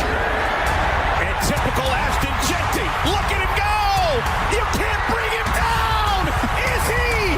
Yes, he will! We can't wait for the 2025 season. Will Howard with third and 11. He'll throw it. He's going for it. Jeremiah Smith one-on-one. Game, set, match. Whenever you needed it, you got it. Will Howard to Jeremiah Smith. Biggest play of the game. And we're counting down the days to kickoff. Are we there yet? No. Are we there yet? I said no. Are we there yet? What's wrong with your ear? Here is your college football fix, only on the Zach Gelb Show. Alrighty, welcome back into this Zach Gelb Show, coast to coast on the Infinity Sports Network. 16 days away until Pitt kicks off their season up against Duquesne. Pat Narduzzi has obviously been leading the program since the 2015 season, and he's kind enough to join us right now. Coach, I know we're almost there. Appreciate you doing this. How you been? I've been doing great. You know, we've been in camp since the end of July. Our kids are doing a heck of a job. You know, I love our football team right now. We're having fun. This is the best time of the year, August. Well, let me start you off with your quarterback because it makes your job easier when you have one. We obviously know what Eli could do, Eli Holstein, and when he was healthy last year, he played really well, and it kind of set the stage for a lot of excitement around him heading into this season. After seeing a little bit of what he could do last year, how much more can he grow, and what do you think his apex could potentially be? No, obviously, you know, we're going on second year with Eli, and we're excited to have him back. He's a big part of what we do offensively. You know, he can throw it, he can run it, and you know, I think he's a lot smarter than he was a year ago, Zach. I mean, you think about, you know, he was a redshirt freshman a year ago. We didn't plan on him being the starter. He won the job this time of year last year, and just, you know, continually got better as a football player. His knowledge, his competitiveness, you know, his knowledge not only of what they're doing offensively going into year two, but, you know, what the defense is doing. I mean, he's studying film more than he ever has. To me, that's the fun thing to watch. And, you know, we haven't had a quarterback go 2 years in a row for the last couple of years, you know, the world of transfers and all that. So it's great to have a, you know, a young quarterback in your program for 2 years and 3 years and 4 years. And him now being a little bit extra comfortable, it has to even probably give him more confidence as well, right? No question about it. I mean, 2 years in the same offense, hearing the same terminology, the same coverages that your offense calls it, the fronts and the blitzes and all those terms that a player and a coach have to be, you know, in tune with. You know, when a coach says something, you're like, what is that? You know, first year it might have been, what is that? And you don't even ask the question like, Coach, what do you mean by that? I think that second year, you know, all those questions have been answered. You know, we cover all of college football, and I'll tell you last year, a game that I was really excited for was your football team up against Syracuse, especially with how both teams were playing, and then also your personality and Coach Fran Brown's personality as well. I think we actually reconnected right before that game, and it went really well for you guys that day. And you guys were riding high, right? You were 7-0, and then injuries happened, and unfortunately end the season on a losing note. the final 6 games of the year. That tough stretch after you guys experience some success for the guys that are back and with this program this year, what do you think the players could really learn from how last season ended? I think, you learn from every game, you learn from every season. And I think, when you make a mistake one year, you kind of go, okay, what happened? And I think we've had a long time as coaches and players to look back and say, okay, what happened? And again, we can use the injuries thing, but, we had a chance to win. We had a chance to win 11 games last year. There was 4 other games that we let slip through our fingertips that I think our guys understand that. And again, why? There's plenty of reasons why. I mean, I can point to all of them. And I won't point to the injuries he's being, we know that's a factor, but, everybody gets injured and banged up. I think anytime you don't have your starting quarterback, that is an issue. And anytime you're playing in a bowl game with your 4th and 5th string quarterback, that's a major issue, right? So I think, we all know that, but there were still things that we could have won games with that we did it early in the year. And maybe sometimes it's luck, right? I mean, sometimes you get a little bit lucky and sometimes you don't. So, we can throw all those different variables into the why. But our guys are hungry right now. I think they're hungry. They understand. They know how good they can be, but they understand, number one, we better finish the season. We better finish every game, and we have to win those inches. And when I think of guys that are hungry, as Pat Narduzzi is here with us, the head football coach at Pitt, I look at Kyle Lewis on the defensive side of the ball, over 100 tackles last year, 7 sacks, 16 tackles for loss, and he could do it all, 4 interceptions too. Last year was so special. I don't think he's a kid that gets complacent, but I asked you about Eli's apex. For him, is this a guy that you think could maybe be a first-round pick down the road with another monster season this year? Yeah, Zach, there's no question that Kyle Lewis can be a first-round draft choice. There's no doubt about it. Are his numbers going to be as eye-popping? I think people know who he is now, right? I mean, so he's got a target on his back. He's going to have to play with all the details that he did a year ago, plus some. And again, he might not have those interceptions. If I'm a quarterback, I'm not throwing it near him. He had an interception yesterday that was unbelievable on a 7 route, and he tipped it and caught it. Like, who does that? Like, linebackers usually don't do that. I mean, not only did he tip it, he caught it himself. So he's an impressive athlete. He's got a motor. He practices that way every day. He hasn't changed. And, to me, those great players that we've had here, I think we've had 20 picks, 20 draft choices in the last 20 years.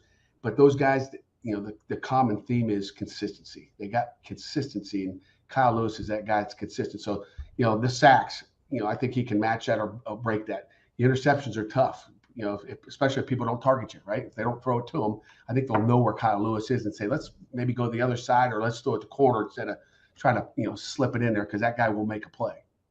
When you have so many players last year that had success and now, right, they're no one's sleeping on them. They're on everybody's radar and they get a taste of those big moments. How do you know, and I'm not just saying this applies to Kyle or Eli, just, across the board in general. How do you know if a player's ready to handle that and he can still find that next level to show that, okay, it wasn't just a one-time thing, it can be a consistent thing? Yeah, we know it's not a one-time thing, whether it's, Desmond Reed, All-American, Kyle Lewis is an All-American. I think, one-time thing is having a great game against Syracuse and getting a pick 6 and looking like you can play running back for Pitt, right? I mean, that the interception was great, but the return was like, wow, that guy's electric. But like we saw it game after game after game last year. So, I think, when the NFL is looking at Kyle Lewis, they're going, it's consistent. He didn't just have a good game because they threw him the ball and it hit him in the chest or got stuck in his face mask. Those balls didn't get stuck in his face mask. He actually caught him and ran with them. So, and he executed them. People watch tape, NFL programs, GMs watch tape. They're going to see they know what coverage he's in, and they're going to know he did it right. He just wasn't doing his own thing and reading the quarterback's eyes. So, it's consistent. It's just, and again, I don't see him being inconsistent. That's not going to be his nature. I'll also tell you, I don't know how much you care about this, but I love it as a football fan when a unit has a nickname and then it kind of spreads throughout the defense. And I feel like that's more of a defensive thing than an offensive thing. Every time I read about the Sharks online, I have 10,000 different origin stories. How the heck did this come about? Kyle Lewis. I mean, I think there's some Twitter stuff out there, but I love it too. I think anytime you have an identity, and really the Sharks is the linebackers. I mean, they're the Sharks, and but everybody kind of attached to it. But the Sharks got to be consistent. We got to do it all year round, and to me, it's about that whole group, and those guys have bonded because of that. And each position on our football team is he's got a kind of a nickname of who they are and what they're going to be. since we've addressed both sides of the ball here, Pat Narduzzi, on offense, it's Eli. On defense, it's Kyle. Also, I'd be remiss if I didn't bring up Rasheem Biles, who also had 15 tackles for loss last year and 5.5 sacks. Once again, I'll ask you, what do you challenge him to do now, and how much more room for growth do you think he has with that incredible season? Again, both Kyle Lewis and obviously, Rasheem Biles, goes by the name Heem. Outstanding players. Heem is, I think he weighed about 212 pounds last year. He's 227 pounds right now. He's like, I walk behind him, I'm like, who is that guy? Oh, it's Heem. Like, he looks like he's different, and he is physical. He's tough, and he's a playmaker. He's a guy that can cause turnovers. I mean, he's got a knack. I mean, the NFL is going to love him and Kyle Lewis because they're always punching at the ball, and they got a knack. And some guys have a knack, some guys don't. But, those two are impressive. And, those are two good outside linebackers as you're going to have in the game. And I also got to throw it out there. Our middle linebacker, Braylon Lovelace, is another guy that really rotated in behind both of those two last year. And now he's our starter at Mike. So we have 3 outside linebackers playing, with a lot of speed. And if we keep those 3 healthy, they will be something that's not going to be fun to deal with. Talking to Pat Narduzzi, this world, it's tough to build relationships, especially in a transfer portal and NIL, which things I'm for. So when you see the Western Carolina pipeline for you guys with Cade Bell, your offensive coordinator, then also having him bring in Desmond Reed, sometimes when you're in the transfer portal, I say it's speed dating, coach, right? You may think something's going great, and then it ends up lasting and working out. Other times it may end up being a disaster. How did you know Cade was great to lead your offense, and then Desmond was going to be an exceptional back for you guys? Yeah, I mean, we've had a couple, CJ Lee, Poppy Williams. Those are 3 players. And the great thing about Cade, I knew he was the right guy just because of, his football knowledge. And, and his dad, Kerwin, is a tremendous football coach. So, I mean, he's a coach's kid. So that's one reason. And obviously after an interview, I knew him. But, the thing about Cade, not only is he a great football coach, he's a heck of a recruiter, and he has a great eye for talent. So he can evaluate talent. He knows what he likes. And he has been, spot on as far as what and who Desmond Reed was. Now, again, all you got to do is put the tape on. After we took him, I was talking to an ACC head coach, and he's like, "Hey, I love that tailback you got." And it's like, it's not like we were the only ones who wanted him. Nobody else wanted him. There was other coaches in the country that wanted that guy, but the relationship that Cade had with really all 3 of those guys was critical in us landing those.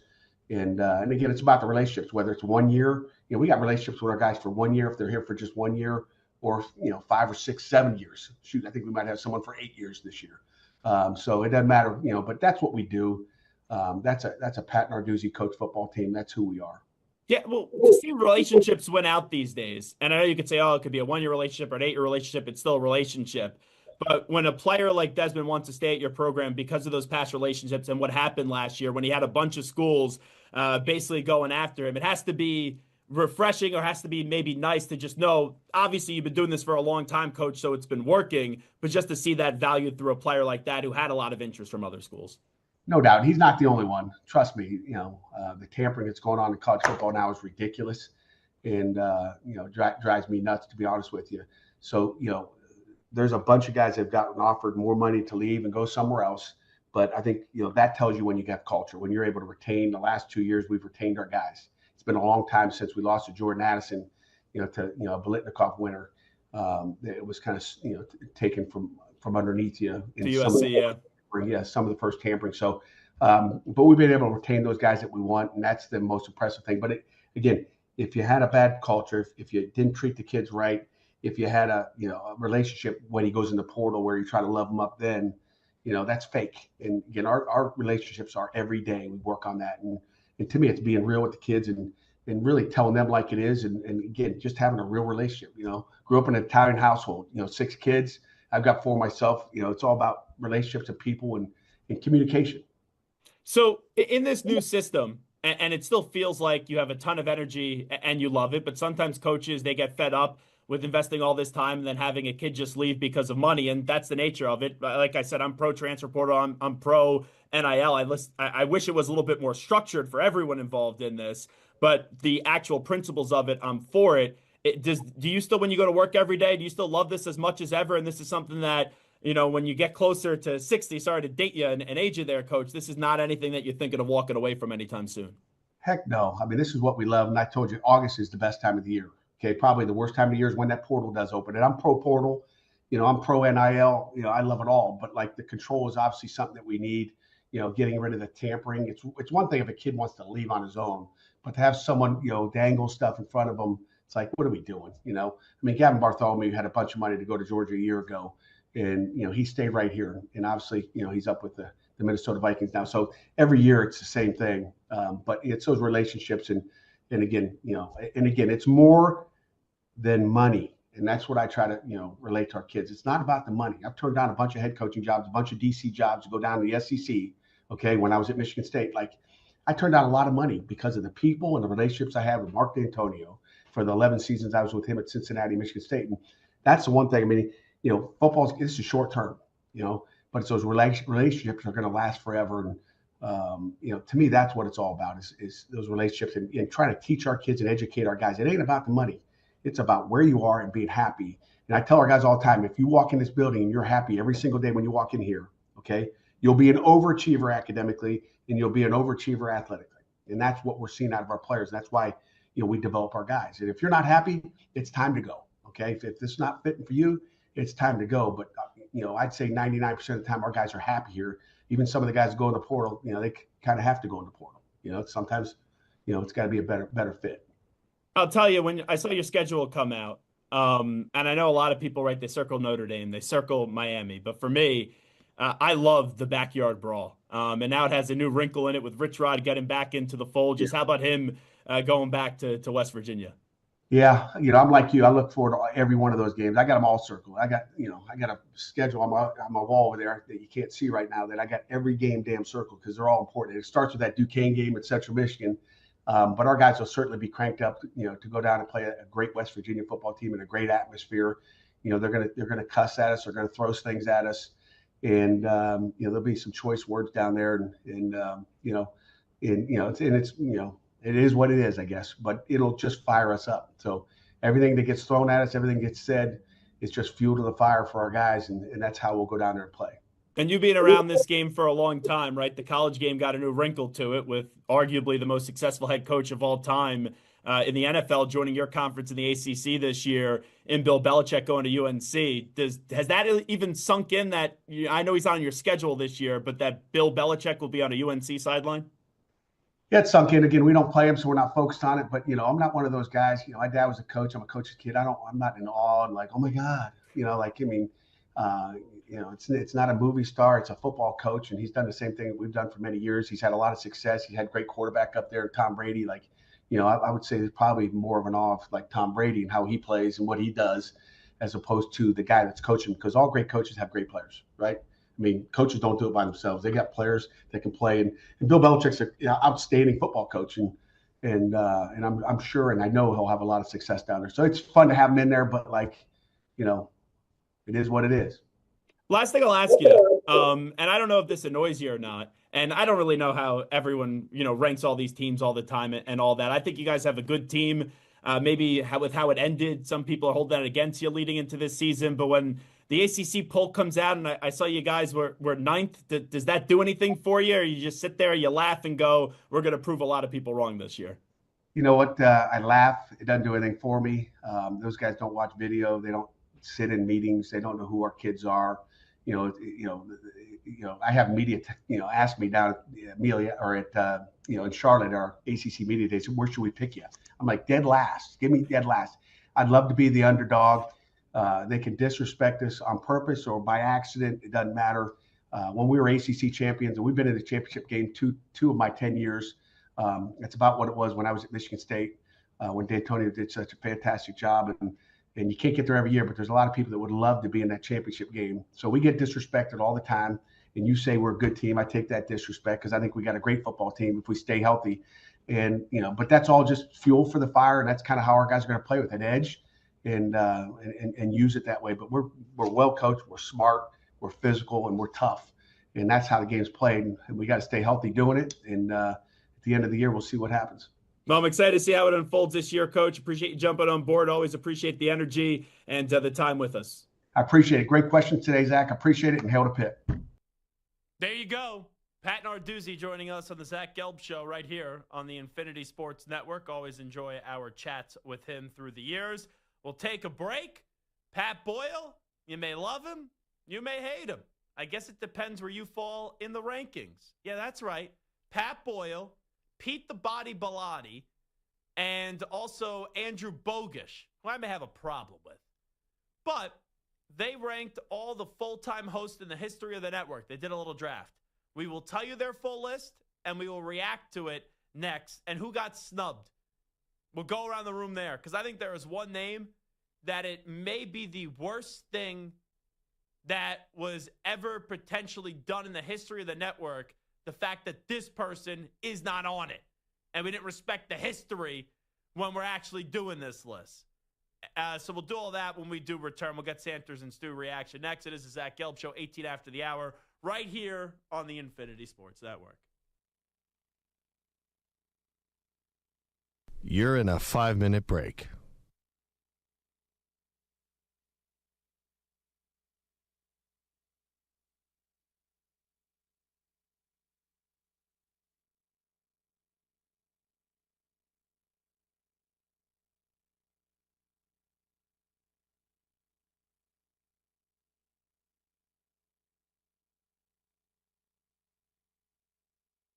Four minutes, 30 seconds remaining.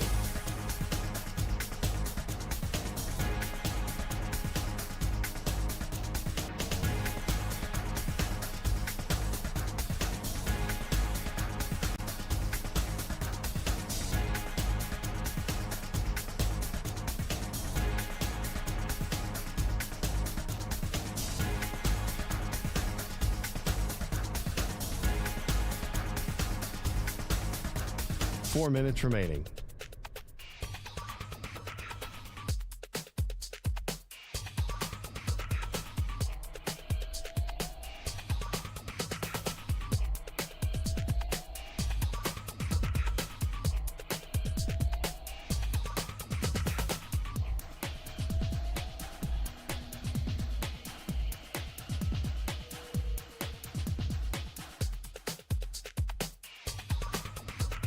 Three minutes, 30 seconds remaining.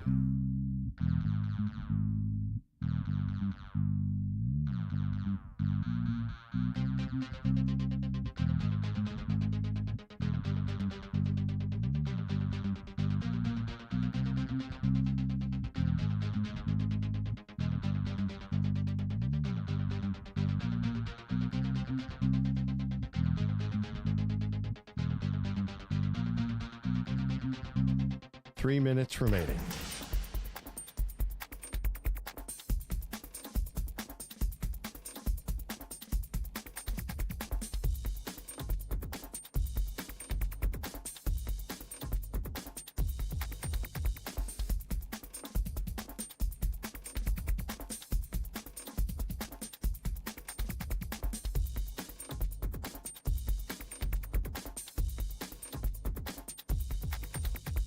Two minutes, 30 seconds remaining.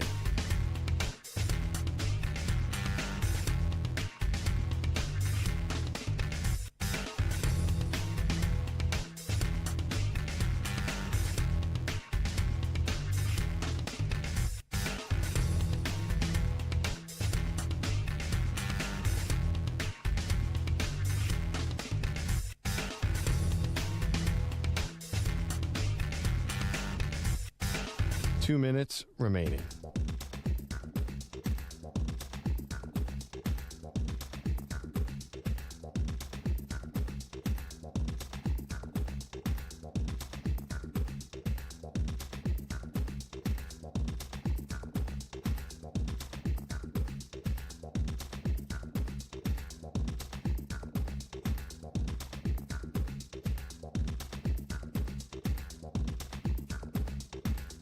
One minute, 30 seconds remaining.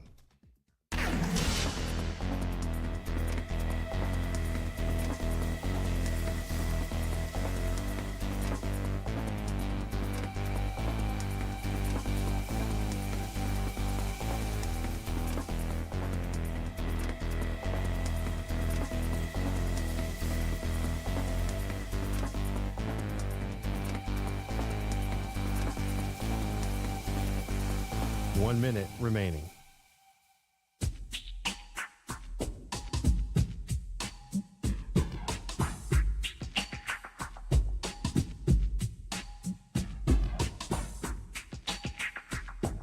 45 seconds remaining.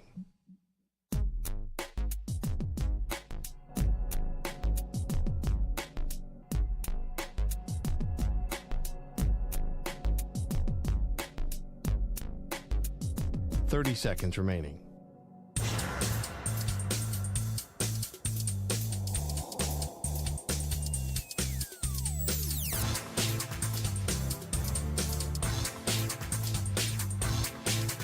Fifteen seconds.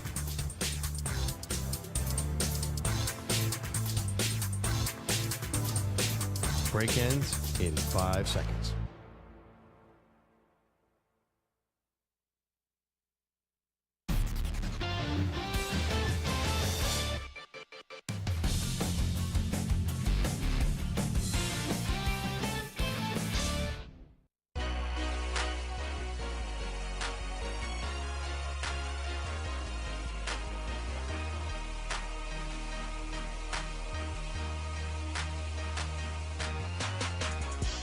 You're listening to the Zach Gelb Show on the Infinity Sports Network. All righty, welcome back in. It is the Zach Gelb Show on the Infinity Sports Network. So when I woke up this morning, I was perusing my Twitter mentions, which is not always a great thing to do very early in the morning, because sometimes people are very hostile on Twitter, and they'll say a bunch of things to me, and I go, okay, great. Wonderful to start my morning with everyone telling me to go bleep myself, pretty much. Or that I'm an a-hole or something like that. But today there was a bizarre amount of traction in terms of a mock draft, or a draft actually, that ended up transpiring on the overnight show in the final segment of the show. It's always good to do a good segment in the final segment of the show, because then people, A, remember it, and that's their last impression. And also, if it really creates a buzz, then you could maybe even carry it into your next show. So Pat Boyle, Pete the Body Bilotti, and Andrew Bogish, they did a draft. And it's a draft of all the full-time hosts, 15 picks in the history of the network. Now, I'm going to use Stu and Sam here as checks and balances. Let's see how good I am at this. And obviously, I haven't been here at the start of the network, but I am a network veteran now, according to a lot of these articles, since I got here in 2017 or 2018 or something like that. The first ever morning show on the network, and I used to be a listener, so it's kind of surreal now that I do the 3 to 6 p.m. Eastern time show here. The first morning show on the network was Tiki, Brandon Tierney, and Dana Jacobson, right? Now, the show that ended up replacing that show was Gio and Jones, which that's when I really consumed a lot of network content. What's the word? Content. Sorry. I'm a content creator. I should at least know the word. Because I'd always see these videos of Brian Jones, "Morning America, wake your ass up." So that was always good. Then after Gio and Jones, it was DA? No, I'm wrong. One. Taz and the Moose. Yep. I should know that because I filled in on Taz and the Moose many times. So Taz and the Moose, then it was DA and Maggie and Perloff, correct? That's right. So those are the 5 on the network. Now, in that 10 to 12, 9 to 12 slot, the first 9 to 12 show was the late, great John Feinstein. Then after John, didn't Brandon Tierney and just Tiki Barber go there? Then after Brandon Tierney and just Tiki Barber, I believe it was DA, right? Then McAfee for a little bit. Then Bill Ryder. Did I miss anyone? Nope. Okay. 12 to 3. Rome. Eisen? Yeah, that's it. That's it. And to be continued, and we'll see what happens once Eisen officially leaves us. And that's been misreported in some places, by the way. So I know Eisen goes to ESPN, I think right after Labor Day. He is here with us as well on the radio through the end of the year, through the end of the calendar year. And then whenever January 1st happens, who knows who it's going to be. But there will be, I guess, a new 12 to 3 show because Eisen's then done with our company after the end of the year. So there's some contractual things that the company probably doesn't want me to talk about, but hey, we're doing this, so that's how it's going to come up. All right, now 3 to 6. The first ever 3 to 6 show on the network was Doug Gottlieb, correct? Yes. So it was Doug Gottlieb, and then was it just Tiki and Tierney? Yes. Am I missing someone? Okay, then Tiki and Tierney, then Maggie and Perloff, and then your boy Zach Gelb. Okay. 6 to 10. This is crazy reliving all this. 6 to 10, the first ever 6 to 10 show on this network was Brian Jones and Chris Moore. It was Mojo. And every Friday they would go to the place right across the street, Westville. And those are some of their best shows because they went there before the show. And the statute of limitations have passed us. I don't think they were only just drinking water, let's just say that, before those shows. So that was Mojo 6 to 10. Then after Mojo, wasn't DA moved up to 6 to 10? Correct, yeah. Then Bill Ryder. Then, it was some schmuck. He was the worst. Ugly and annoying. Be quiet. Just not very Shut smart. your mouth. Shut your mouth. It was me. Oh, I was thinking of somebody totally different. My apologies. And then it was JR. I have not missed anyone there. No. Right? No. Then 10 to 2, shake it up, Pharrell on the bench. After Pharrell, I'll tell you, when Pharrell had his falling out with the company, this was one of the worst spots I've ever been put in. Pharrell had his falling out with the company, right? We announced this new lineup. Pharrell was in the new lineup, and then contractually, I guess it broke down, and they didn't have a deal done with Pharrell. And whoever was filling in had a connection issue. And here I am, full-time host on the network after being part-time for a few years. I do 6 to 10, my first ever 6 to 10 show afterwards. They couldn't connect to the fill-in host. So I then had to go on at 10 p.m. and do a monologue when I knew a lot of people weren't happy that Pharrell was leaving. And a lot of people liked me, but since I wasn't Pharrell, they're like, I got a lot of mean tweets that night. Let me just say that. Was Pharrell one of them? Pharrell loves me. Pharrell maybe was my biggest advocate when I first got here in the building in terms of on the air, and he hyped the crap up out of me. I love Scott Pharrell. So he wasn't upset that you stepped in that situation. I wasn't supposed to. I was on from 6 to 10. I wasn't replacing him. I was looking forward to seeing him every night. You could have stuck it to the company. Like, I'm not going on the air. I had a phone call afterwards, and I said, I'm the 6 to 10 host. You know, I don't want to be thrown into this fire when we're replacing Pharrell and having to do all those shows. It was not fun having to fill in for those first 15 minutes. So it was Pharrell 10 to 2 for all those years. Then JR replaced Pharrell. And then it was Bart Winkler. That's it. Only 3 shows there. Oh, wow. And then 2 to 6. All right, let's see if I can do this correctly. DA started 2 to 6. Amy then 2 to 6 for all those years. And then Pat Boyle. That's it? That's it. Oh, okay. So those are all the full-time hosts in the history of the network that we just went through. So the 3 stooges of Pat Boyle, Pete the Body Bellotti, and Andrew Bogusch, they did this draft. The first overall pick was Brian Jones. The second overall pick, this was by Pat Boyle, was Damon Amendola. The third overall pick by Pete the Body Bellotti, followed by the fourth overall pick, was Tiki Barber and then Greg Giannotti. And the fifth overall selection that Pat Boyle had, we will play it for you right now. You know, I went with the past. Now I'm going with the present. And I'm going with somebody that is now anchoring the lineup. And you want hardcore sports, you want the best interviews, I think, that you'll find on any radio show across the country. That's my buddy Zach Gelb coming in with my second pick. Wow. Todd McShay said that's high for Gelb, but it's your pick. You do what you do you. Well, maybe we could, Julia Moss, who's training on the show, maybe she could be Mel Kiper and then just basically make it all about herself, melt down for the final 5 minutes and tell us why that nobody has picked anybody else yet. Good suck-up spot there by Pat Boyle. I appreciate it. Bogusch, though. That Fordham snob always has a witty comment about me. Bogusch. Please. Bogusch said all these nice things when I was sitting next to him the last 2 days. Then I'm not sitting next to him, and it's, Todd McShay would have a problem with that. Thinks you reach a little bit. Thought you were like Mike Mayock with the Raiders pretty much just reaching all those picks. making me out like I'm Cleveland Ferrell or something like that. I mean, you did have a third-round grade, so for you to go so early in the second round, it was a bit of a reach, I thought. It was a bit of a reach. I will say I've made some of the most legitimate headlines in this network, not making headlines just because I crap my pants like Mraz, like actual on-air headlines of important things. But I'm good with 5. I'm good with 5. I actually thought I would be lower because I think there should be people that are in front of me. 6 was John Feinstein. That was a bogus selection. Late, great John Feinstein. 7 was Pat McAfee. Boyle then took Marash 8. Pete the Body Bilotti then took Taz 9. Real quick, does Marash count? Has there ever been a show, the Marash show? It was the DA show. But he was a co-host. He was a co-host.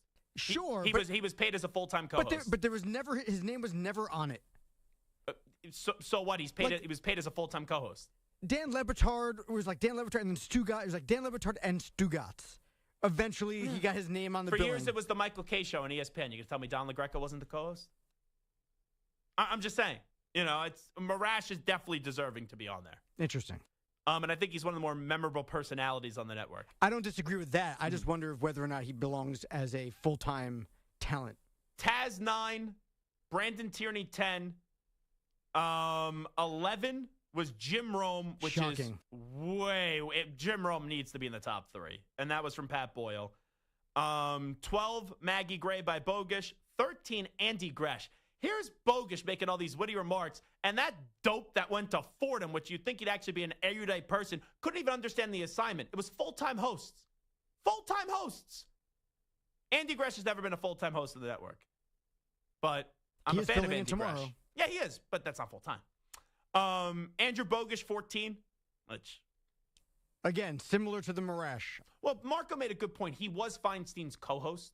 No. I said if you want to get technical, he was kind of like a co-host. Okay. He shouldn't be on that list. Ooh. I like that. Damn. I agree with you, but Bogish, he's already went after me. You finish what you're doing. I have no problem going there. This whole thing is a disgrace. Hold on. It's a disgrace. Wait. To be clear, this is not my list. No. You finish your segment. It's the Three Stooges with Bogish, Boyle, and Bilotti. All 3 of them, a complete and total disgrace. I agree. How do you have Scott Farrell on this list? It's a joke. And then 15th was Dana Jacobson. So that was the list. Now, Marco will get his thoughts in just a second. But I think the biggest omission not on this list is Scott Farrell. Shake it up, Scotty Farrell on the bench. My favorite person in the history of the network, Scott Farrell, then followed up by Brian Jones. And Scott Farrell needs to not only be in the top 15 on this list, he needs to be in the top 5. That's how memorable of a show Scott Farrell did put on this network. So that's my biggest omission. Samter, who's yours?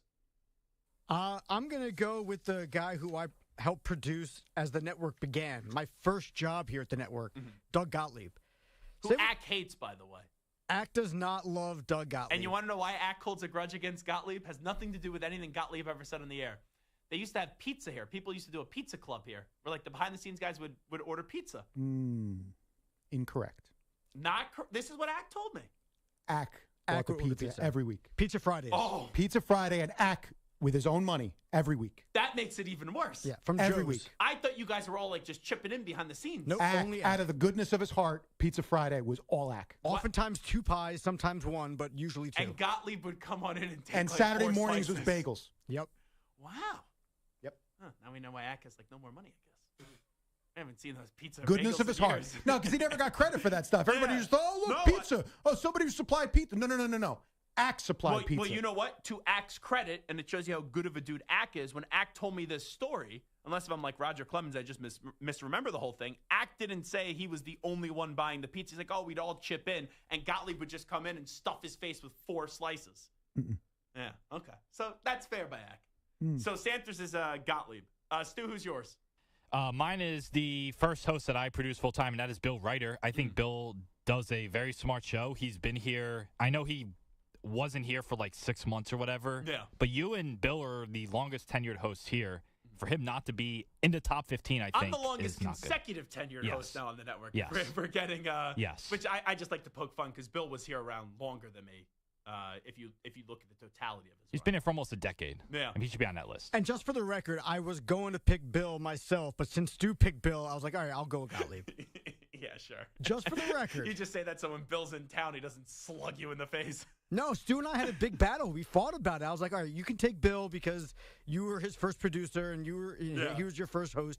But I fought him tooth and nail on that one. Also, no Amy Lawrence on this list. She was here for a long time.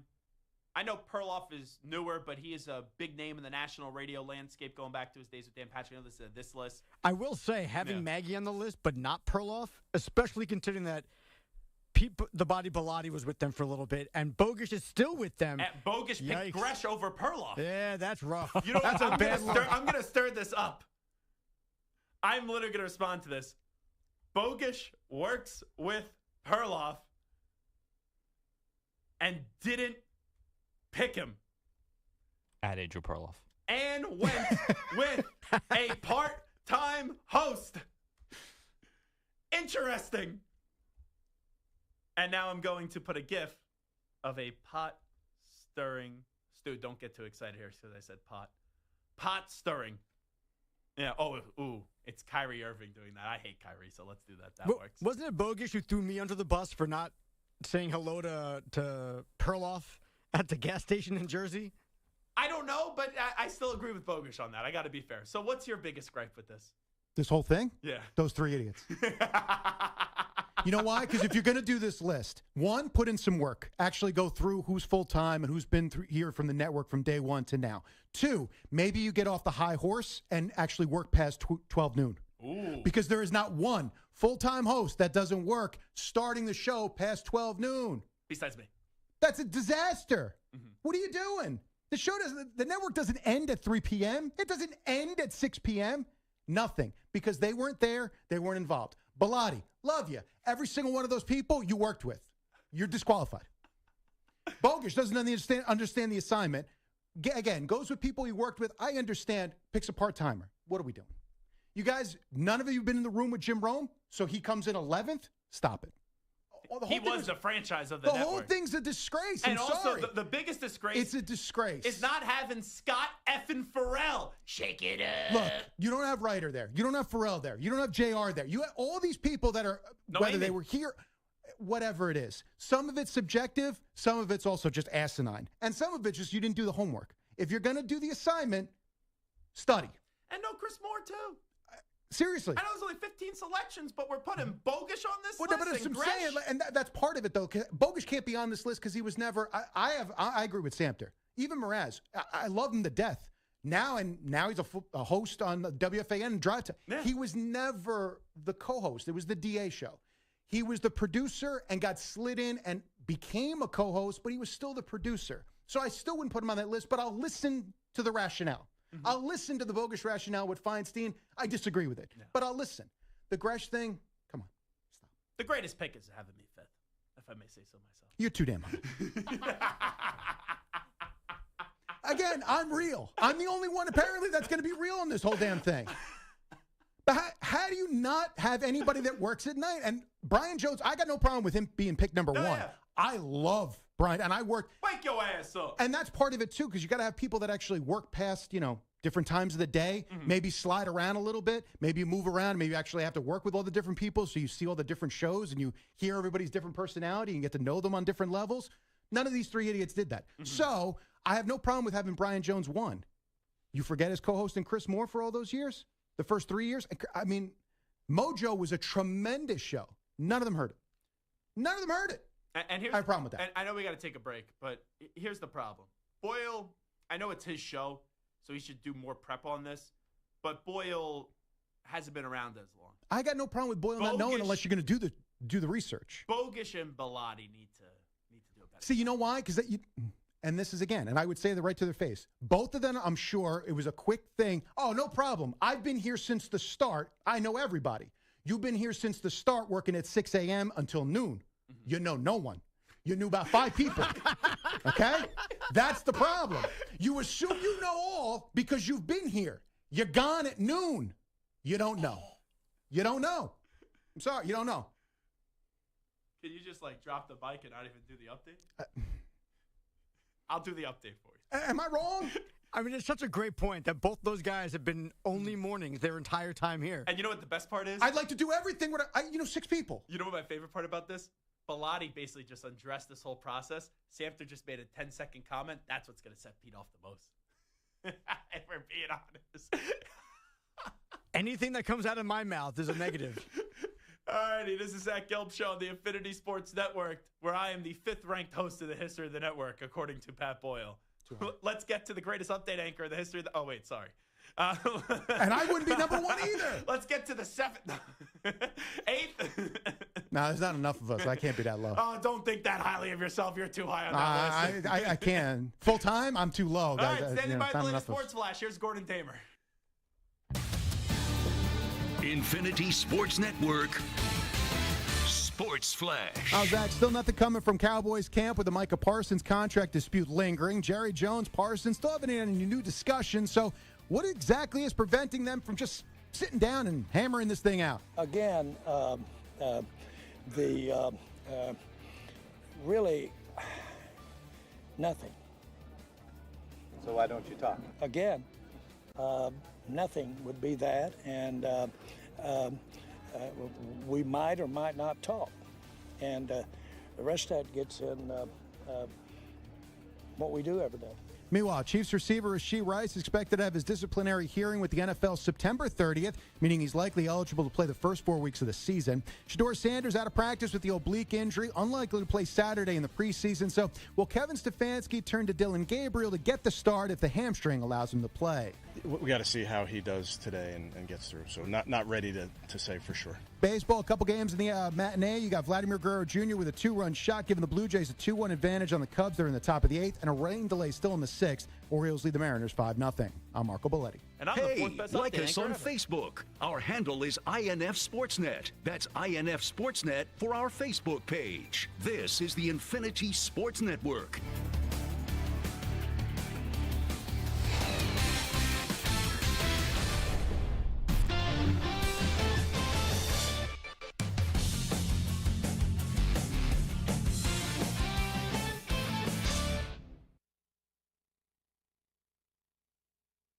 You're in a 5-minute break.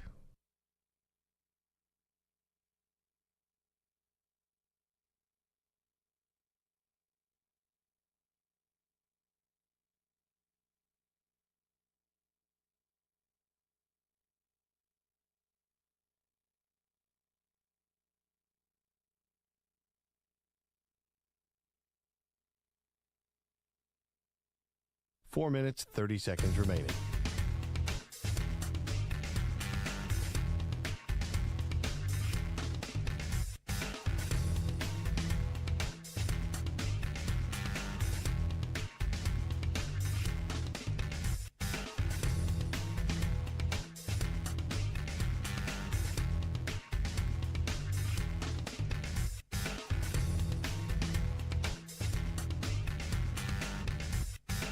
Four minutes remaining.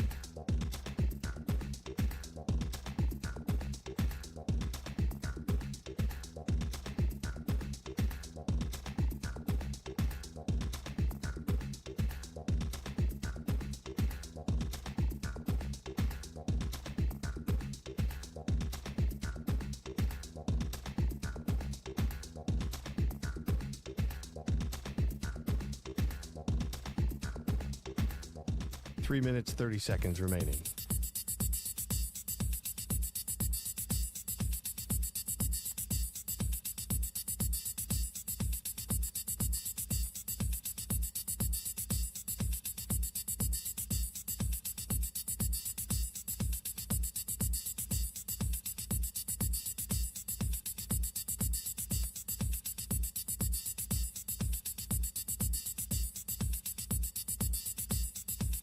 Three minutes remaining.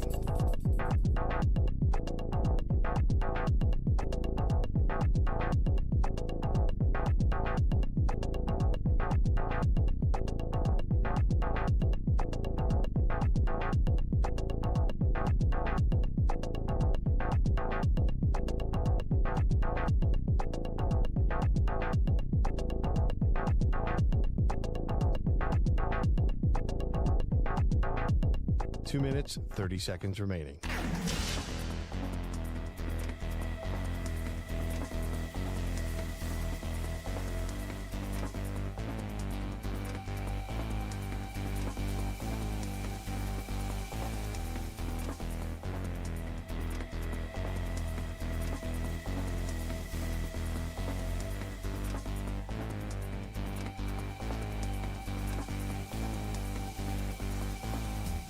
Two minutes remaining.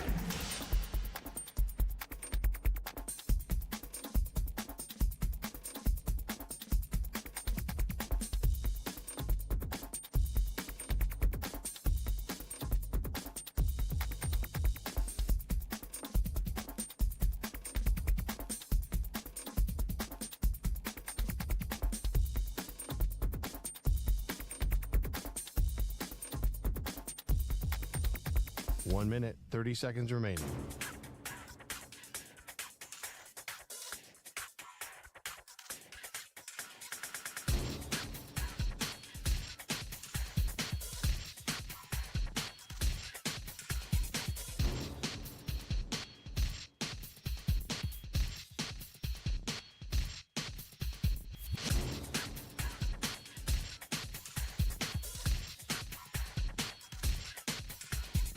One minute remaining.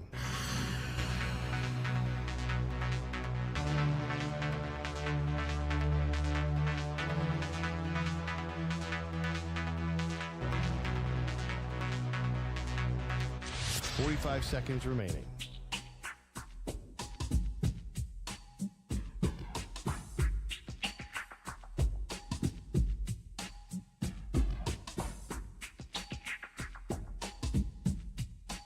Seconds remaining.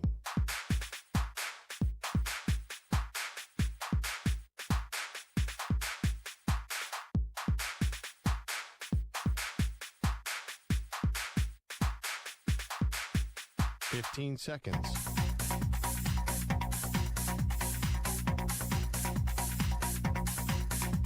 Break ends in 5 seconds.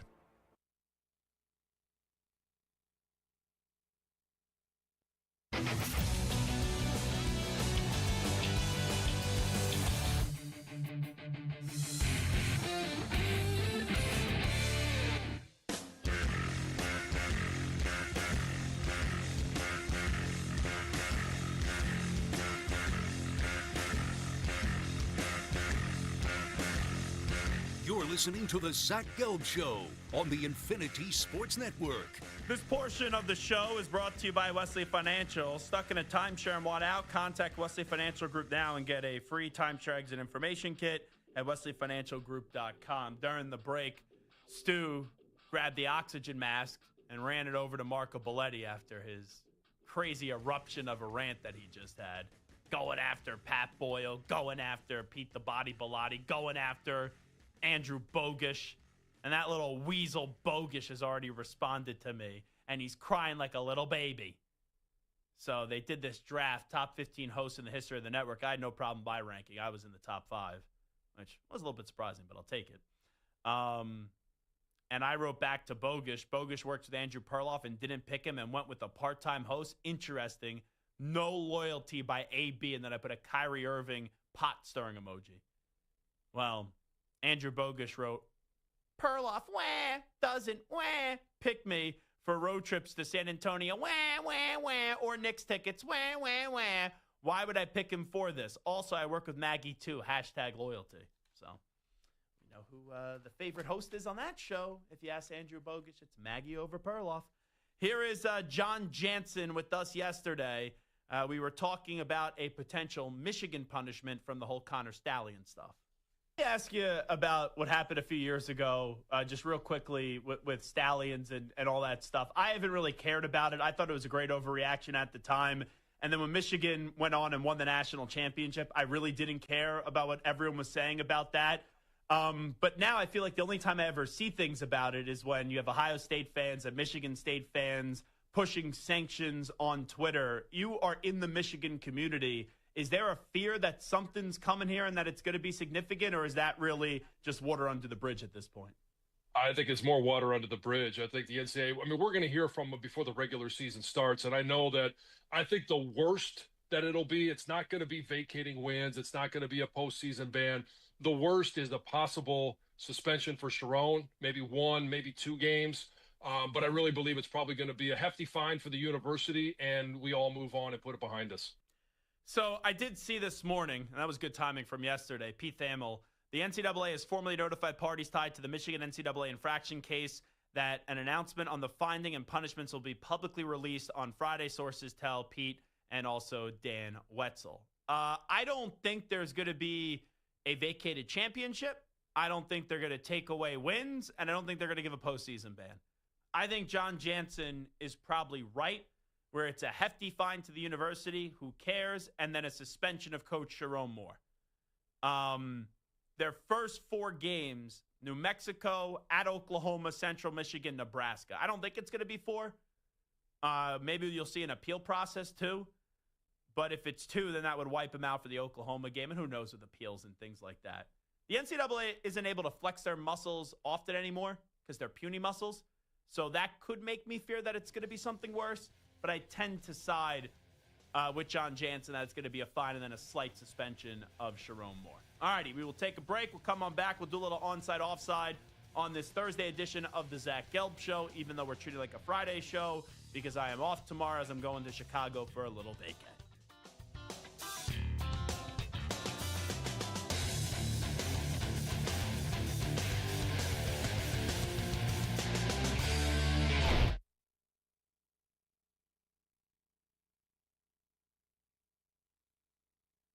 You're in a 5-minute break.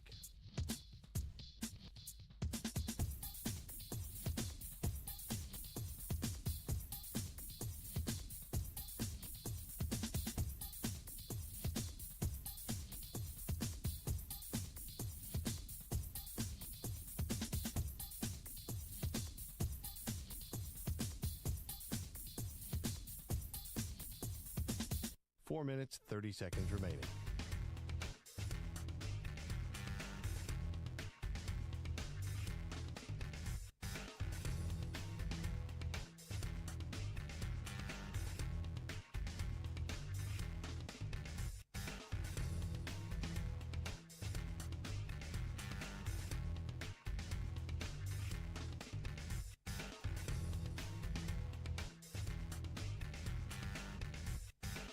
Four minutes remaining.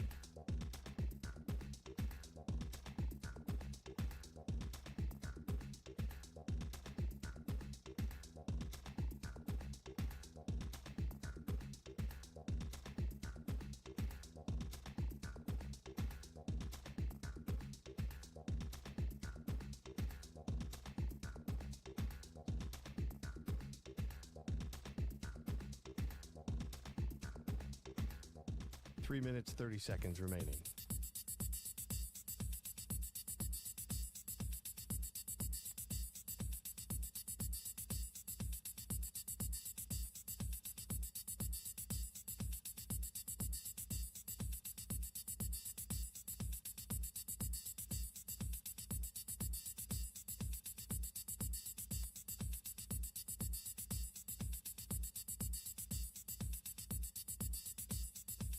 Three minutes remaining.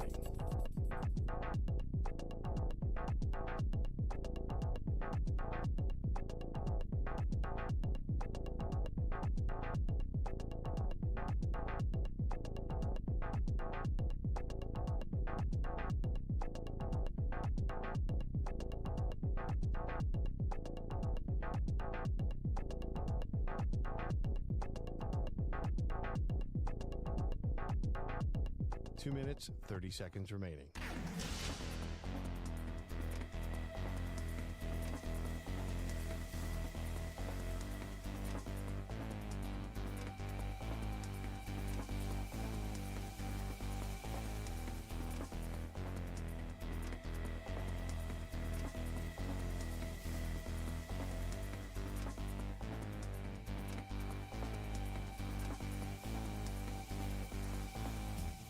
Two minutes remaining.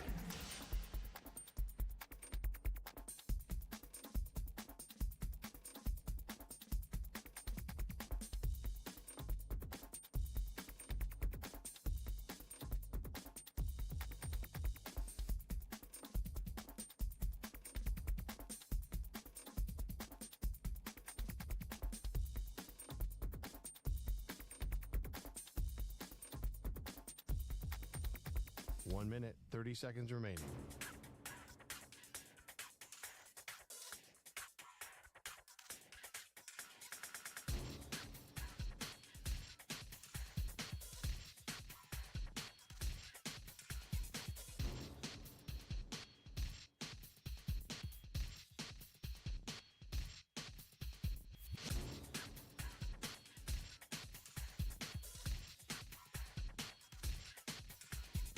One minute remaining.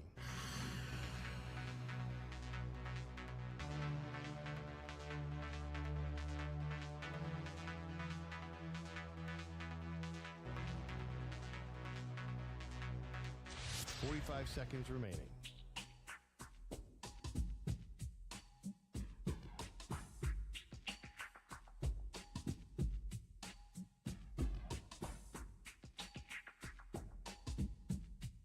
Thirty seconds remaining.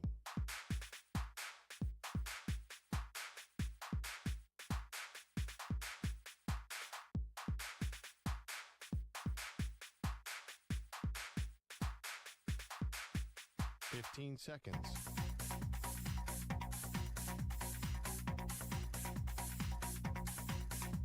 Break ends in 5 seconds.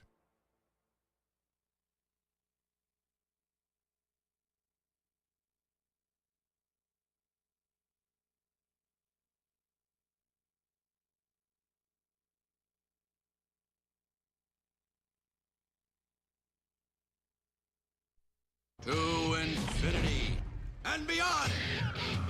He's live. He's nationwide. This is the Zach Gelb Show.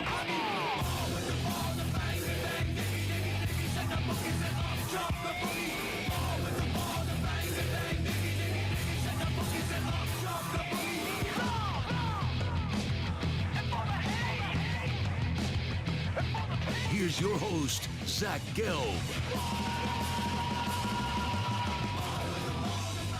Alrighty, hour number 3 of our radio program. Let me tell you, Psych Manter is a bad man. So we were talking about this Pat Boyle full-time network host draft in the history of our network that they did on the overnight, which is a really good idea, fun idea. And I remember when the pandemic happened, we did like, who would you most want to quarantine with if you had to pick one host at the network? We also did something along the lines of hosts if they had to fight, like who would end up winning. We've done that through the years. But Psych Manter said, can we do a producer's draft? Then bleep will really hit the fan. Imagine if we start drafting producers at the like you get Pat Boyle, Pete the Body Bellotti, and Bogish, and they draft the top 15 best producers in the history of the network. I actually think that would be hilarious. And I think maybe the producers would be, I don't know if you agree with this, though. And I'll ask Samter this as well. Would the producers be more sensitive than the hosts? Like, for example, Samter, if I got ranked 10th, which I was ranked 5th, so I'm very happy with my ranking, I don't think I would actually care. I made the list, all right, that's fine. Whatever you think of me, be my guest. I know how the bosses think of me. That's all that matters for me. But, Samter, if you found, and you've been here since the inception of the network, right? If you found out, like, Pete the Body Bellotti, Bogish, and Pat Boyle drafted you 11th, you'd be pretty annoyed, right? I'd be semi-annoyed because I trust Bogish and Boyle to be objective viewers. I know Bellotti would not draft me under any circumstance. He would pick the, 18-year-old intern who spent 3 days here over me, so that's fine. I think Jack Stern would go in front of you on that draft. For Bellotti, I would be dead last on the list. However... Nick Theodora in front of you, too. At the end of the day, it would be perplexing. James Graceffo. If they're don't you knock James Graceffo. James Graceffo could do much worse than beating Michael Samter. I actually texted Graceffo for the first time in a long time the other day. And something came up on my timeline of people thinking that the Chargers are actually going to beat the Patriots in the playoffs in that last Super Bowl run for the Pats. And I'll never forget Graceffo.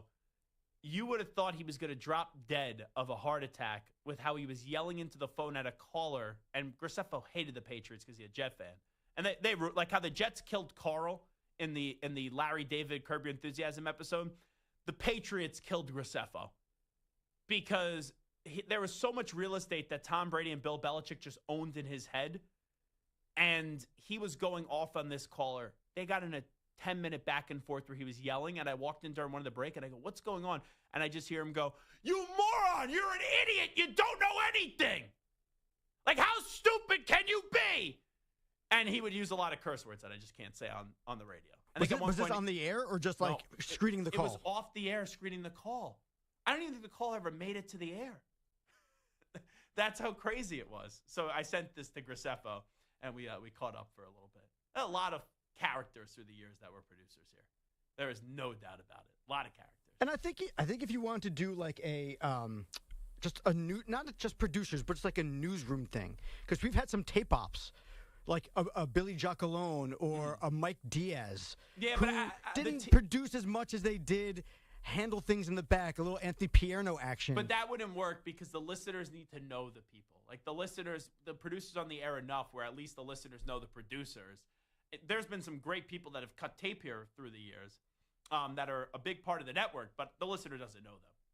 So it'd be a little bit difficult. Like they may know Pierno because he does some updates, but are people really knowing Billy Giacalone, who produced me for Eye on Football, but he didn't really, it's never on the air really. So who's the first pick in the producer draft? First pick in the producer's draft. This is a loaded question. I know the answer. I think it has to be Mraz. Yeah, which is why he doesn't belong in the host draft, but that's fine. But he was also a host. That was kind of. I look was at he Mraz a producer as more or was he a host? Well, if you went by effectiveness as a producer in terms of a traditional producer, Mraz is not there. No. But Mraz is just such a good foil to DA. So he either belongs on one list or the other, not both. I would put him more in the host. Interesting. Yeah, I would. All right, so then if it's not him, then who is it? I've got a couple ideas of who. I know who I'm thinking. But Bilali's not really. I guess he is now, but no. Biseglia. Biseglia could be up there. No, Biseglia could be up there. Klug. That's what I was thinking. Yep, I think Klug is our number one. Now a program director. Yeah. And a very successful program director. Klug is the number one in my eyes. He's the best producer this network's ever had. Carlos with a K. Hey, for a young buck who's just grinding and cutting his teeth. He's older than you, I think. He's 40-something, isn't he? What I mean by young buck, I mean somebody who's new to the network, who's cutting his teeth. This is his first producer job. He is and phenomenal he is with crushing. the board. Yeah, he's phenomenal. very good for his experience level. You're definitely in. I think you got to be in the top three. Well, do we consider how many of Rome's like you have to throw D-Ben. D-Ben, yeah, just throw D-Ben in the top five. Hickey's very good. Hickey's in there. D-Ben, I would put like 2 or 3. Considering he produced a bunch of shows and then now he's producing Rome, so you have to put D-Ben up there. Like there's so many Rome producers. So Kyle Brandt, Jason Stewart. Yeah, wow. Yeah, there's a lot. It's too Kyle good. Brandt was really good. You would know that bet. I could do the host easily. You know the producers way better than me. Yeah. Maybe Stu and I will do a podcast where we just go on the host. Feldman. Oh wow. Yeah. He was better, shockingly, for as nervous and as skittish of a person as he was so good on air. He was so much better on air than I ever imagined he could ever be. Two-Tone Tony gave me his rankings. Oh, okay, here we go. 1, Mraz. 2, Stu. 3, EJ. 4, Botcher. 5, Samter. That was Two-Tone Tony. You know what? Listen, EJ's been doing this for 6 months. Botcher has been doing this for like 2 weeks. So if you want to throw that in there, been doing it for like 2 years. Go for it. Yeah. No, I'm just having fun. No, you would be high up there on that list. There's no doubt. I don't think EJ's been a producer for 2 years. Yeah. So you started. September will be 2 years for you in this spot. They didn't fill that position with Maggie and Perloff in the mornings for at least 6 months. No. I've been to 2 Super Bowls with EJ. It was before the end of that year he got that job. It was the fall. So what, December? So it's been 1.5 years. Okay. I don't know. I think it may be 2 years. Close. I mean, think you're close. It's close to 2 years. They didn't start there till the end. I think it was like the very last week of September, first week of October that you started over here. And I don't they even didn't fill that remember. position for a couple months. I was interim for a while, which was such a dumb process. You were never the interim. You were the guy. Well, yeah, I knew I was getting the job, but for some reason I had to wait a few months. I mean, I told Spike and everybody back there, under no circumstance can it be Zach. And apparently nobody listens to what I say. That's why I got the job. Yeah. I probably would have left the network if I didn't get the job, if I'm just being honest. If they had me fill in for 4 or 5 months and how we made headlines in those 4 or 5 months and I didn't get the job, I know you don't leave a job unless you have it. I would have probably found a different job and I would have left. What if you weren't like the 4-month fill-in? If you were like, if they had like a different host every month to kind of try it out and then they give it to somebody else. I'm objective with these things. If the company makes a hire and the person they hire, I'm like, oh, okay, they're on par, or maybe they are better than me. Like, that's happened before. I'm like, okay, I could see why the company would hire that person. Then I'm fine with that. Nobody's better than you. Well, no, there are people that are better than me. I'm not one of these egotistical jackasses that does this. I mean, we all have a little bit of an ego. Everyone has an ego. I know I'm good, right? I will say, in terms of creating headlines, and management has told me this, that I may be the person that has created the most headlines in the history of the network. But with what I'm saying is, if I didn't do the interim and they just hired someone, like, for example, if they hired Bill to do that and they never had me fill in from 3 to 6, I'd be like, oh, Bill Ryder, respectable hire. That's someone that I could at least see having success in that role. And I'm not saying I'd be thrilled about it, but I wouldn't be irate where I would leave. But the fact that they had me fill in from 3 to 6 and we had the success that we did, if they then would have said, oh, you're going back to 6 to 10, I would have said, yeah, now you got to go find someone from 6 to 10. Go have fun with those interviews. It's a good thing you had a really high-quality producing team back here while you were filling in that really got to prove and show your mettle. Yeah. You're welcome. As you just said, you spoke against me in the hiring process. You just Every said that. step of the way. Yeah. And then they told me, oh, Sam's opinion doesn't really matter on this. You're good. See, that's why I get along with Stu. Stu is my biggest advocate. He's my biggest supporter. So, yeah. I spoke very high. First of all, this is all a joke. I spoke very highly of you. I don't know about that. I think there's some truth to that. I think you spoke against me. I mean, listen. I think you're like, bring Gottlieb back. That never came out of my mouth. You know, I would have taken the job at whatever place he coaches at right now. What's the school he coaches at? Wisconsin Green Bay. Milwaukee, Green Bay, that's right. Yeah, I would have gone and applied for the job at South Harmon Institute of Technology. I did enjoy Gottlieb, but I would not have had him come back here. Yeah. Samter's biggest mistake was this. Just one? After a month working with Samter goes to me, you're the easiest host I've ever had to work with. Way too quickly to say that.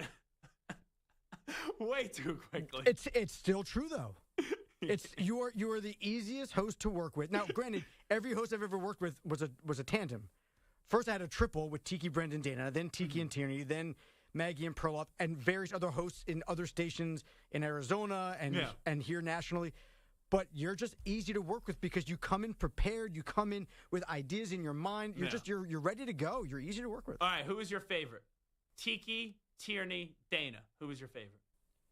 I'll say Tiki because we worked together for a long time. But for the short period, you have the best relationship with Tiki. Yeah, but for a short period of time, for that first 6 months that I was there before Dana left, I had the best relationship with Dana. Oh, I loved working with Dana. Mm-hmm. And now me and Tiki have a good relationship. Me and BT have had a very rocky relationship, but now we're good. We're boys. We're good. But there was a point where things were not great with us. But for the most part, I love BT. I think he's super talented, and he's exactly where he's best right here on WFEN New York local radio. Yeah. But I would say Tiki would be the one. Okay, Maggie or Perloff? Who's your favorite? That's tough. Like Bogish already said Maggie is favorite, so. Yeah, I think you should balance it out. Maybe they're both honestly, they're both such nice people, and they're funny and they're fun to hang out with. I'll say Perloff because he helped introduce me to Sully as well. Oh, so that's a plus. It's so it's really Sully's. Yeah, by association. And that's it. Those are Gottlieb was solo though, right? Gottlieb, and I also was myself or Gottlieb. Who'd you like more? So anyway, over the weekend, I didn't stutter. Myself or Gottlieb, who'd you like more? If you like Doug, that's okay. No. I enjoy working with you more. You like someone that ate 4 slices of pizza from Rich Ackerman, who wasn't making as much money as First of all, I Gottlieb. didn't care about the pizza that he ate. And he just took 4 slices of pizza and stuffed it down his throat. Doug is a cool guy. He's a nice guy. He's a really fun guy. But he was kind of like a star coming in. So I never developed that same kind of friendship that I had with you. I kind of want to bring Gottlieb Did we have him on? No, we didn't. We almost had him on. We had a very good conversation. It was at the off Final air. You, myself, and Doug. I want to bring him on and see if he realized how much pain and suffering he caused Ack for taking all those pizza slices. I'm just very curious about that. So, all right, it is a Zach Gelb Show on the Infinity Sports. What were we supposed to do here? We're supposed to do onside, offside. Honestly, though, that was more fun. Let's just cram in 8 questions here in 2 minutes. No, we'll do it in a few moments. Okay. We'll take a break and then we'll come on back. But I love doing this on a Thursday, right before I'm about to go on vacation. This is your Friday. Just kind of reacting to stuff like this, which evokes emotion from people inside this building. And then if people have any problems, I'm just nowhere to be found on a Friday. I'm sure Pete the Body Bellotti and Boyle, they're going to respond to Marco's rant. Marco's rant was excellent. And if you're just tuning in, you're like, what the heck are these guys smoking today? And spot on, too. Yeah, it was a good rant. It was very good. But if you're just tuning in, you're like, what the heck are these guys smoking today? Pat Boyle, Andrew Bogish, and Pete the Body Bellotti on the 2 to 6 a.m. Eastern Time show, they ranked all the full-time hosts in the history of the network. And there was some people that they forgot to put in their top 15. They did a top 15 list. So not everyone in the history of the network full-time host was going to be on it, but there were some egregious omissions. And I think the worst omission was no Scott Farrell. We got to get Scott on soon. I think Scott was just recently let go by Sports Grid. So I haven't figured out how we're going to do picks in football season yet. But we may do it how we did it last year, where we just bring on a new guest each and every week and they go up against me. But it almost feels a waste to use Farrell in that, even though Farrell is great at handicapping games, because I just want to hear Farrell talk. When we celebrated, what was it, the 11th? How many years has the network been around? 2013. So this is, we've just celebrated our 12th year. January 1st, 2013. Yeah. So I guess it must have been the 10-year anniversary. I brought Farrell on. I asked one question. He gave an 8-minute answer.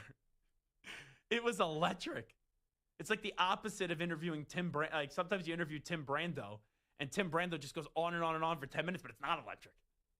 Like Farrell, electric every time he speaks. I didn't expect to take a shot at Tim Brando there. He's like a nice old man. He really is. He's a nice old. He's been around forever. I grew up as a kid, actually, on CBS Sports Network watching his radio show. And since he really embraced college football, me being a Northeast kid, I thought that was the coolest thing, someone embracing college football, all the helmets that they used to have on the desk. So I kind of want to bring on, hey, Farrell, these 3 schmucks, Bellotti, Bogish, and Boyle, they ranked the greatest hosts in the history of the network. They even put you in the top 15. What do you think? Those morons. I'll show up and I'll beat the crap out of them. I'll drag them around the basketball court. And I'll just take everything that they have. I'll grab a knife and put it right through their heart. Shake it up. Scotty Farrell, what a legend. I miss that guy. I really do. We'll do onside, offside next. It is the Zach Gelb Show. Maybe we'll rank the greatest program directors that we ever had, too. All righty, we'll come on back. You're in a 5-minute break.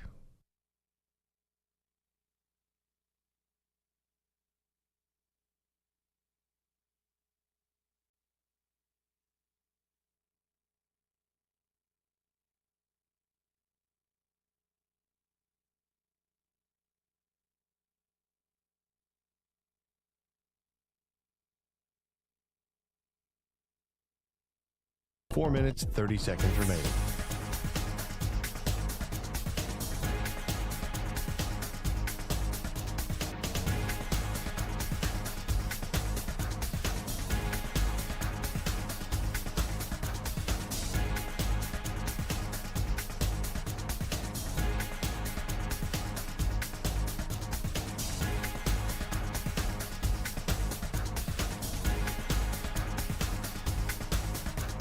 Four minutes remaining.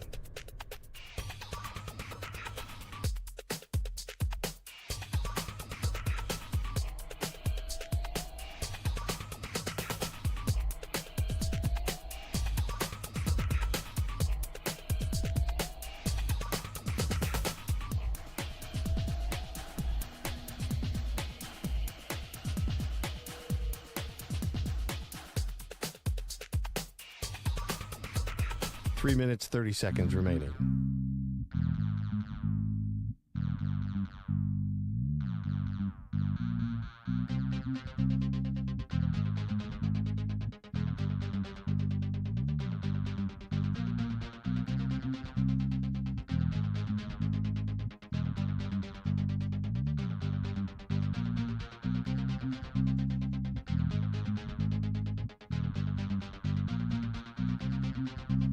Three minutes remaining.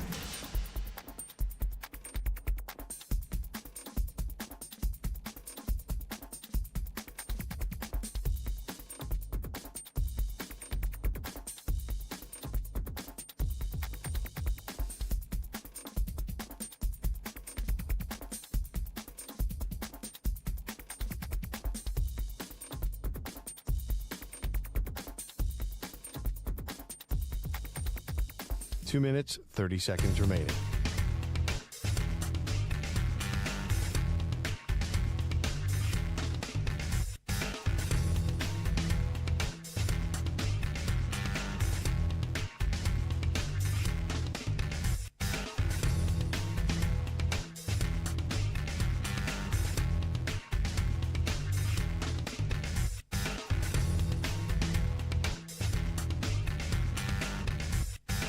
Two minutes remaining.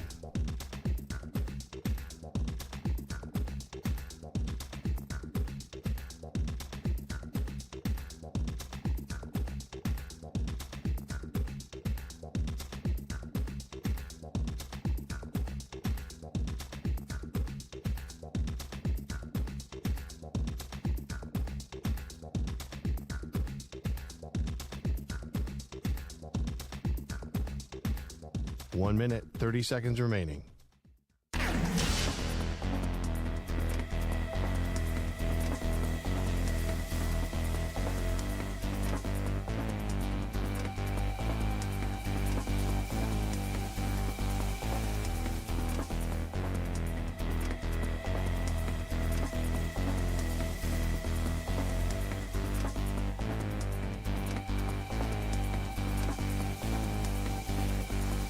One minute remaining.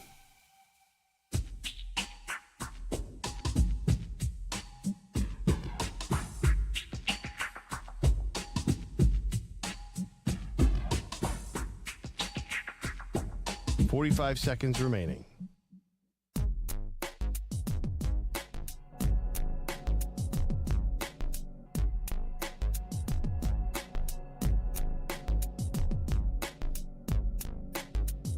.30 seconds remaining.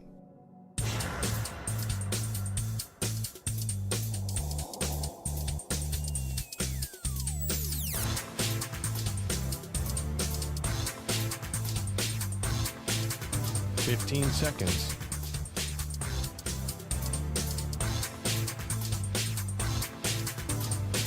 Break ends in 5 seconds.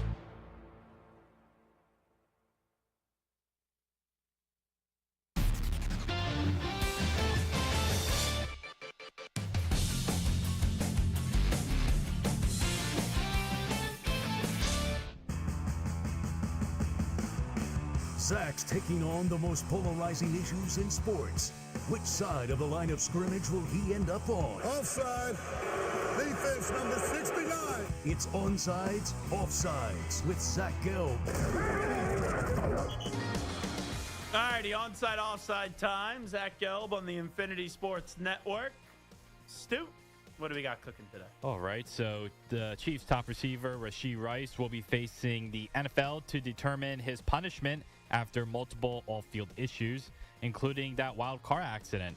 However, reports say Rice won't meet with the NFL until September 30th, meaning that any suspension he gets won't happen until after Week 4. Onsides, offsides, it would be better for the Chiefs if Rice was suspended to start the season rather than in the middle of the season. So they could suspend him coming out of that meeting, and then maybe there's an appeal process, and that will kick it down the road even more. But if I were the Chiefs, I would prefer already an outcome to be had. And then if he wants to appeal it, that could kick the can down the road either way. But I'd rather know going into the season than after having to wait 3-4 weeks into the season and then potentially finding out. So it would be better for the Chiefs if Rice was suspended to start the season rather than in the middle of the season. I will go on sides. During yesterday's Falcons-Titans joint practice, quarterback Michael Penix Jr. ended up... What was his name? Michael Penix Jr. Did you see what a Atlanta TV station did when they were showing his press conference today? I did not. Oh, no. So you know how we have lower thirds, for example? Oh, boy. Like right now I'm on YouTube, and underneath me it says, listen on Odyssey, the Zach Gelb Show, onside, offside.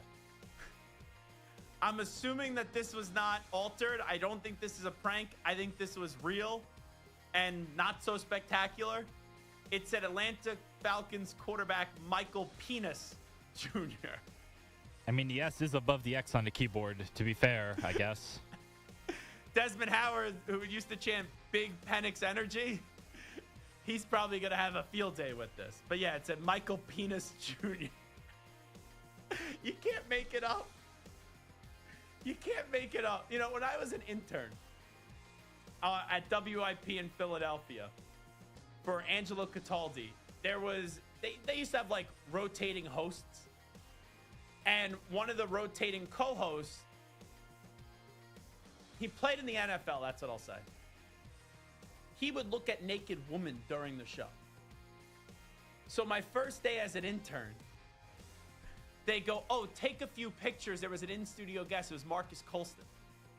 So I take some photos, and I didn't know that the co-host of that day just peruses photos of naked women during the show. So I put out the photo, and there was a naked woman in the photo because that's what was on the guy's screen, and I thought I was going to get fired from the internship, but they just knew that that's what that guy does. So, yeah, that would be like, in that moment when something goes wrong, not equating to what just happened there, you freak out thinking you're going to get fired, assuming someone just wrote Michael Penix Jr. and I guess the keyboard, they just pressed something wrong. I don't know. Maybe it auto-corrected. Who knows? When they probably realized that, the heart dropping, I could actually understand that. But anyway, continue on Michael Penix Jr. So he ended up... Now, you know what? Now that's what, because that TV station messed it up. Anytime I say Michael Penix Jr. now, I'm going to say Michael Penix Jr. Who was Jack Stern messed up a name? Ark Manning? No. Shea Gilgeous-Alexander? Shea Gilgeous-Alexander. He said Shea Gilgeous-Alexander. And then Herb Street. He called him Kurt Herbstreit or something like that. Curb Street? He just totally messed it up. So now anytime I say Kirk Herbstreit, I always have to pause because I think of Jack Stern. But anyway, continue, Stu. All right, so Penix Jr. ended up in the middle of a fight between the two squads yesterday. Multiple members of the Falcons had to pull Penix out of the melee, and Penix discussed what happened after practice. I really don't know, if I'm being honest. Competitive, threw a deep pass. Call me Michael Penix. They had a lot of words throughout practice, so I gave my words and just went a little bit too far. I don't know. I was somebody else. I don't really remember. They said it was a sign of brotherhood that the whole team came over to help you out in that situation. Yeah, no, for sure. Like I'm glad they did because obviously that's not something that we want to be doing in practice. We want to get our reps in, get that good work in, but. It went how it went, but to see the team have my back and they were there to make sure they protect me. A lot of guys asked me if I was good, and it was good to know that those guys got my back. So onside, offsides, it is irresponsible for a quarterback to get involved in practice fights. One time, I'm fine with it. If this is a one-time incident, all right, good by me. Right, he's trying to prove himself to his teammates, that's fine. If this turns into something that happens every training camp, that would be a problem. But just this one situation, I'm not going to say it's irresponsible, so I'm going offside. Offside! The Colts started Anthony Richardson in their first preseason game, though his time was cut short after he dislocated his finger. Now Daniel Jones will start his second game, even though Richardson is already back practicing. With camp ending today, OC Jim Bob Cooter says there's no clear favorite. Name. That always gets me too, Jim Bob Cooter. No clear favorite to win the job.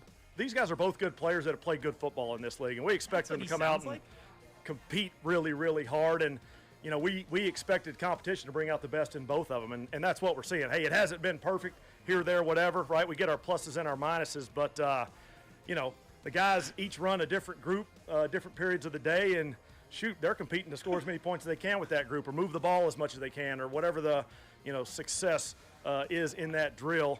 I think it is raising the level of each of them, so it's good to see. It's good for our offense. And then, the better they're playing, the better the guys around them are playing. And that's they're feeding off each other. That's been really good to see.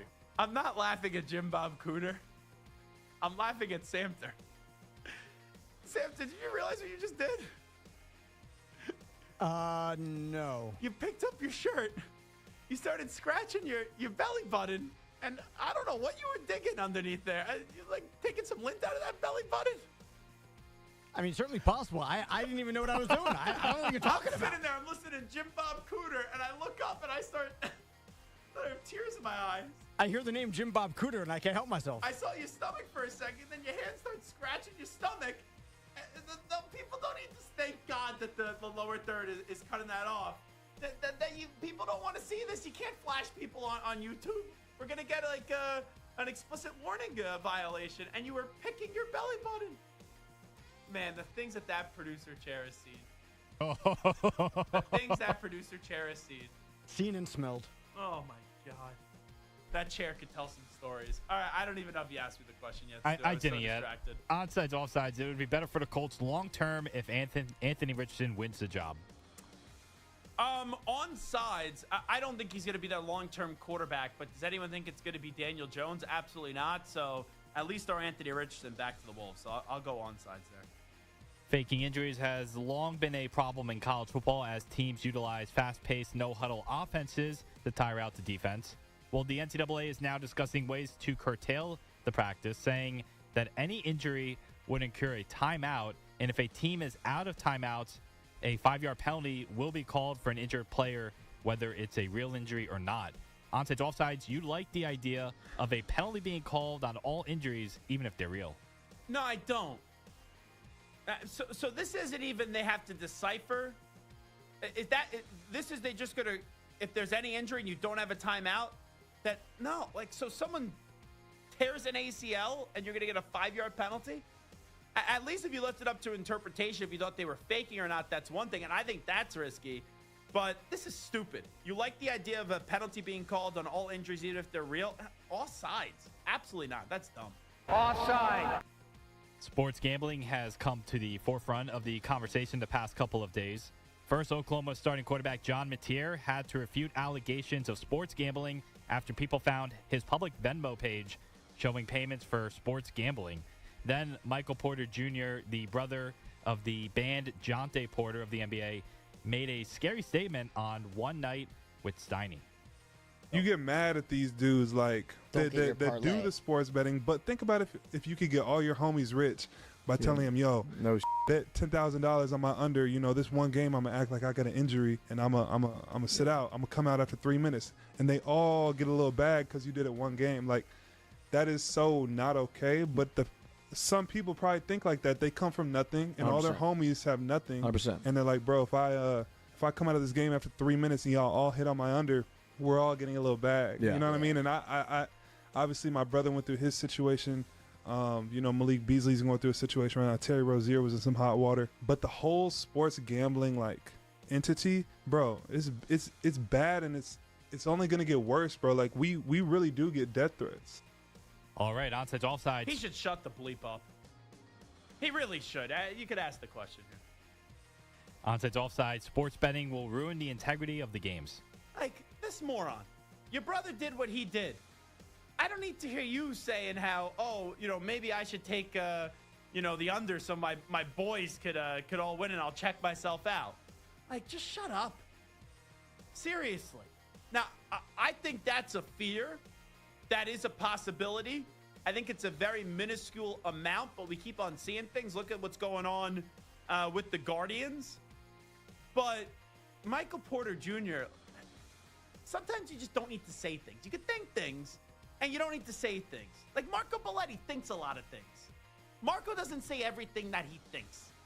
And Marco knows when to pick and choose his battles. Would you agree with that?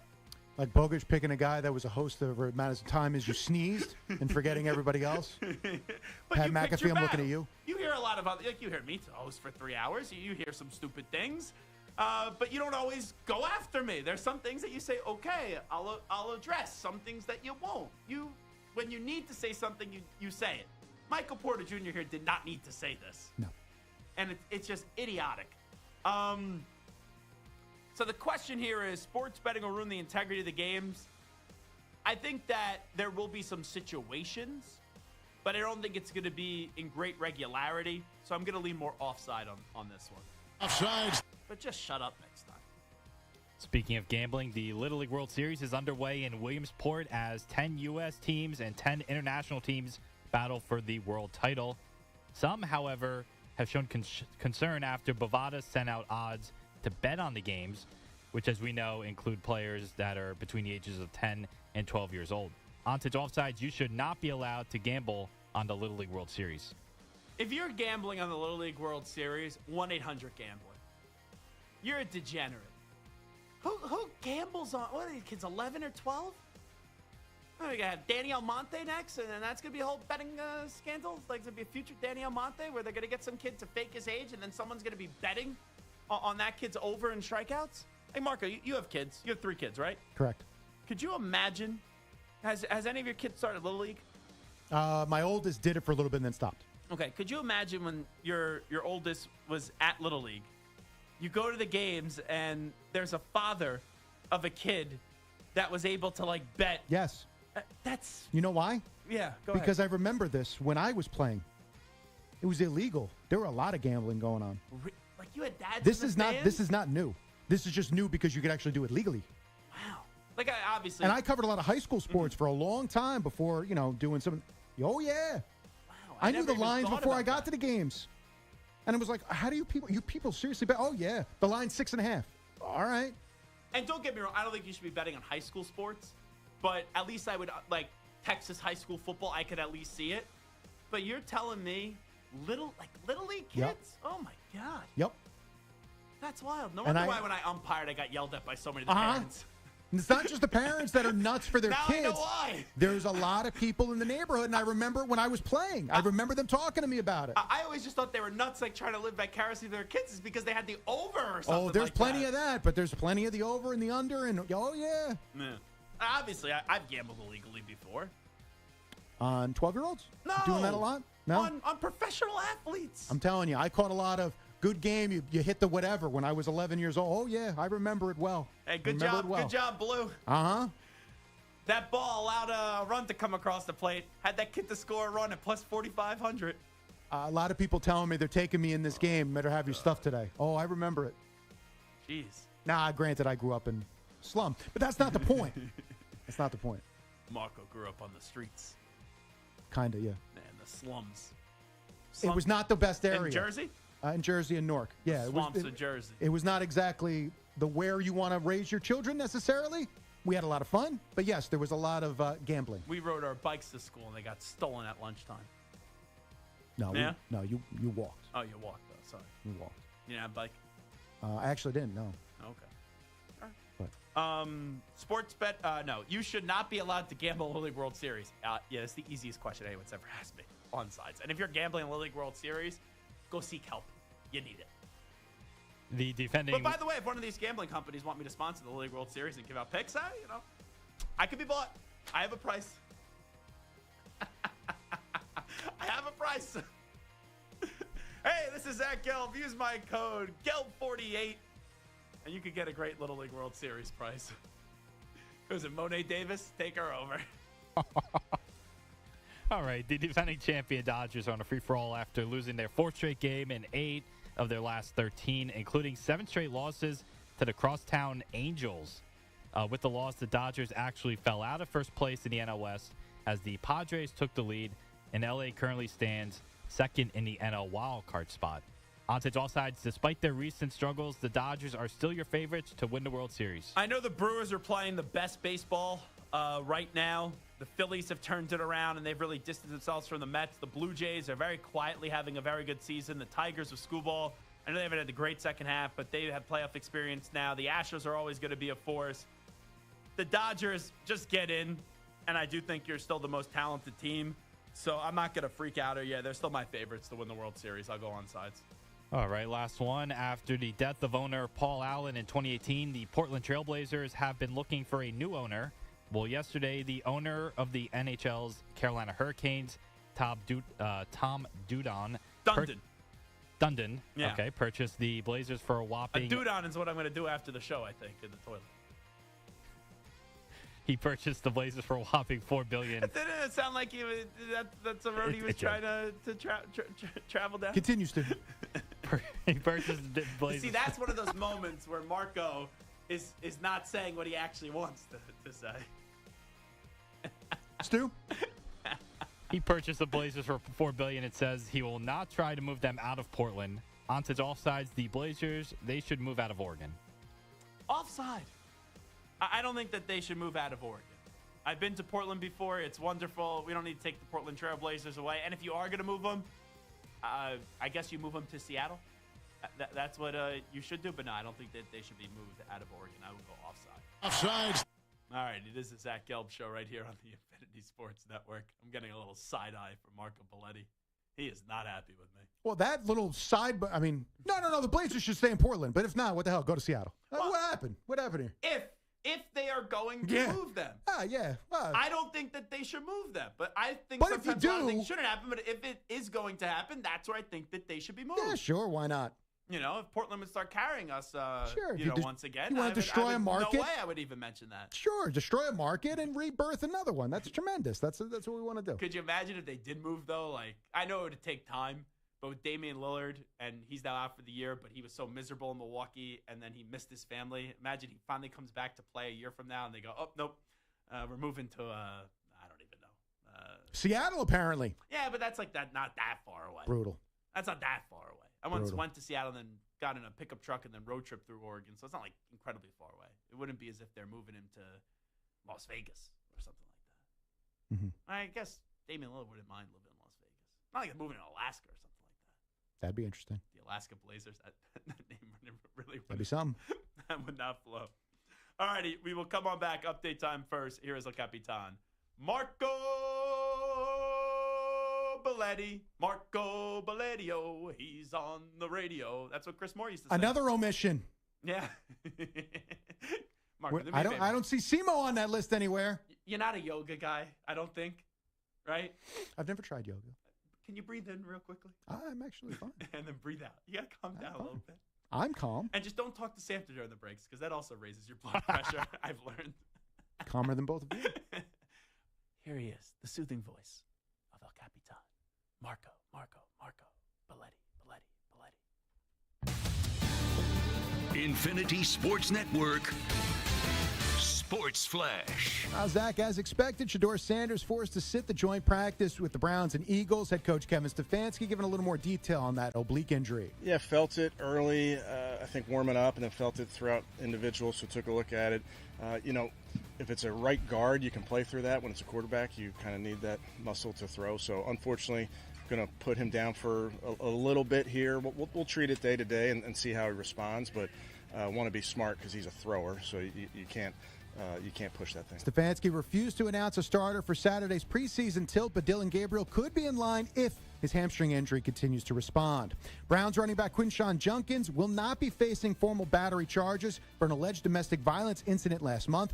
36th overall pick in the draft, the only player still unsigned due to the lingering legal issue. NFL will continue to review the process. September 30th, that's the expected disciplinary hearing date for Chiefs wide receiver Rashee Rice. Leaves him likely eligible to play the first 4 games of the season.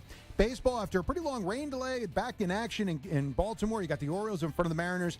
5-2. They're in the 8th and one final. Vladimir Guerrero Jr. 2-run shot in the 7th. Blue Jays double the Cubs 2-1. I'm Marco Belletti. This is the Infinity Sports Network. Follow us on Instagram. Our handle is Infinity Sports Network. That's Infinity Sports Network to follow us on Instagram.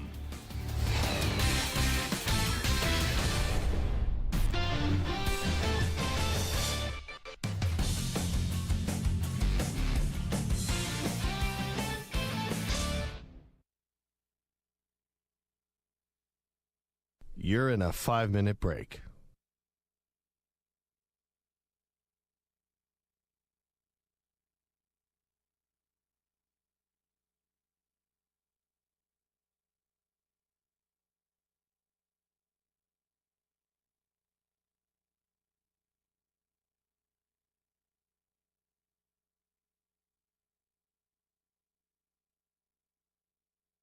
4 minutes, 30 seconds remaining.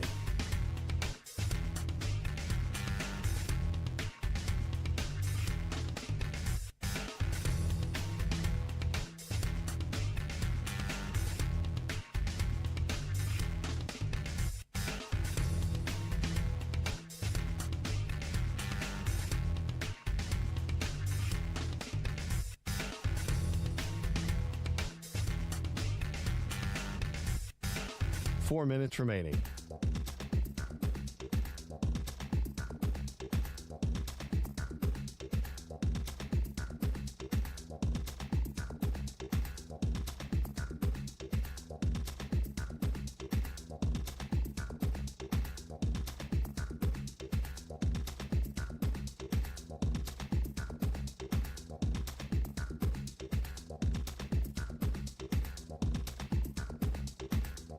Three minutes, 30 seconds remaining.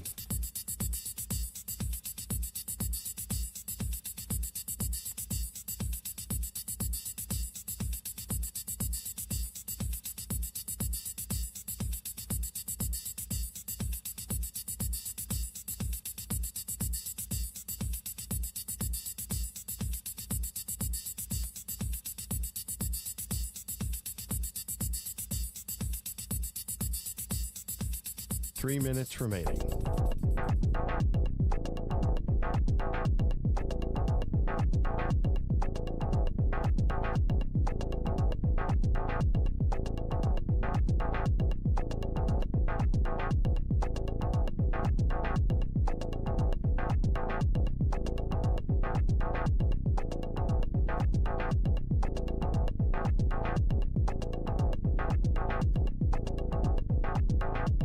Two minutes, 30 seconds remaining.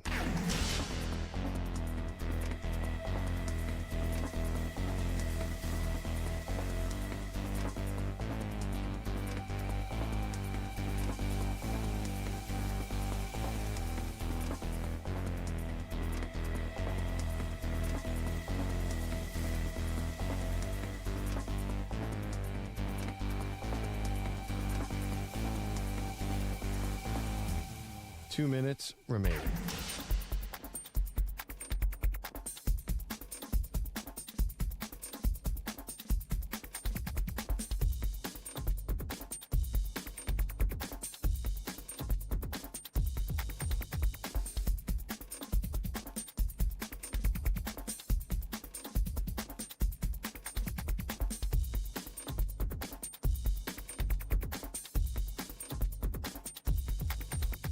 One minute, 30 seconds remaining.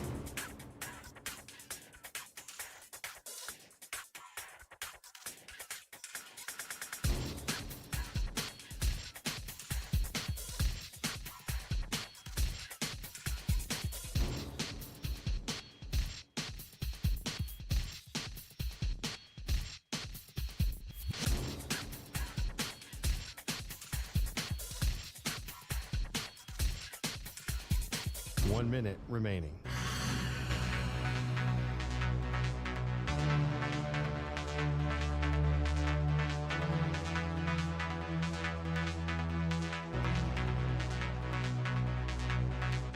.45 seconds remaining.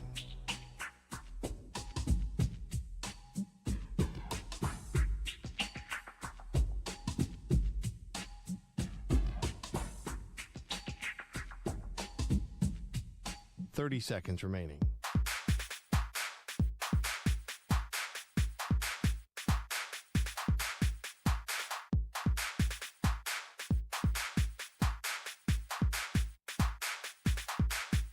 .15 seconds.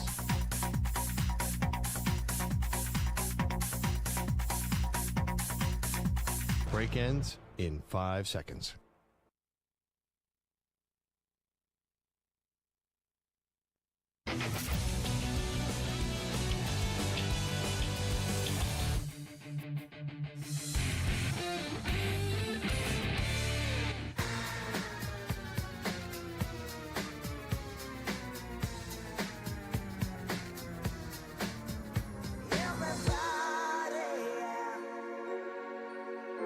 Rock your body, yeah. Hey, this is Howie. And this is Nick. From the Backstreet Boys. And you're listening to the Zach Gelb Show. And guess what? Zach is back. All right. He's live. He's nationwide. This is the Zach Gelb Show. Oh, my God, we're back again. All right, it is the Zach Gelb Show right here on the Infinity Sports Network.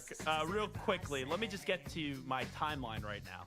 I see two things on social media right now, all pertaining to the NFL. Adam Schefter just tweeted this out.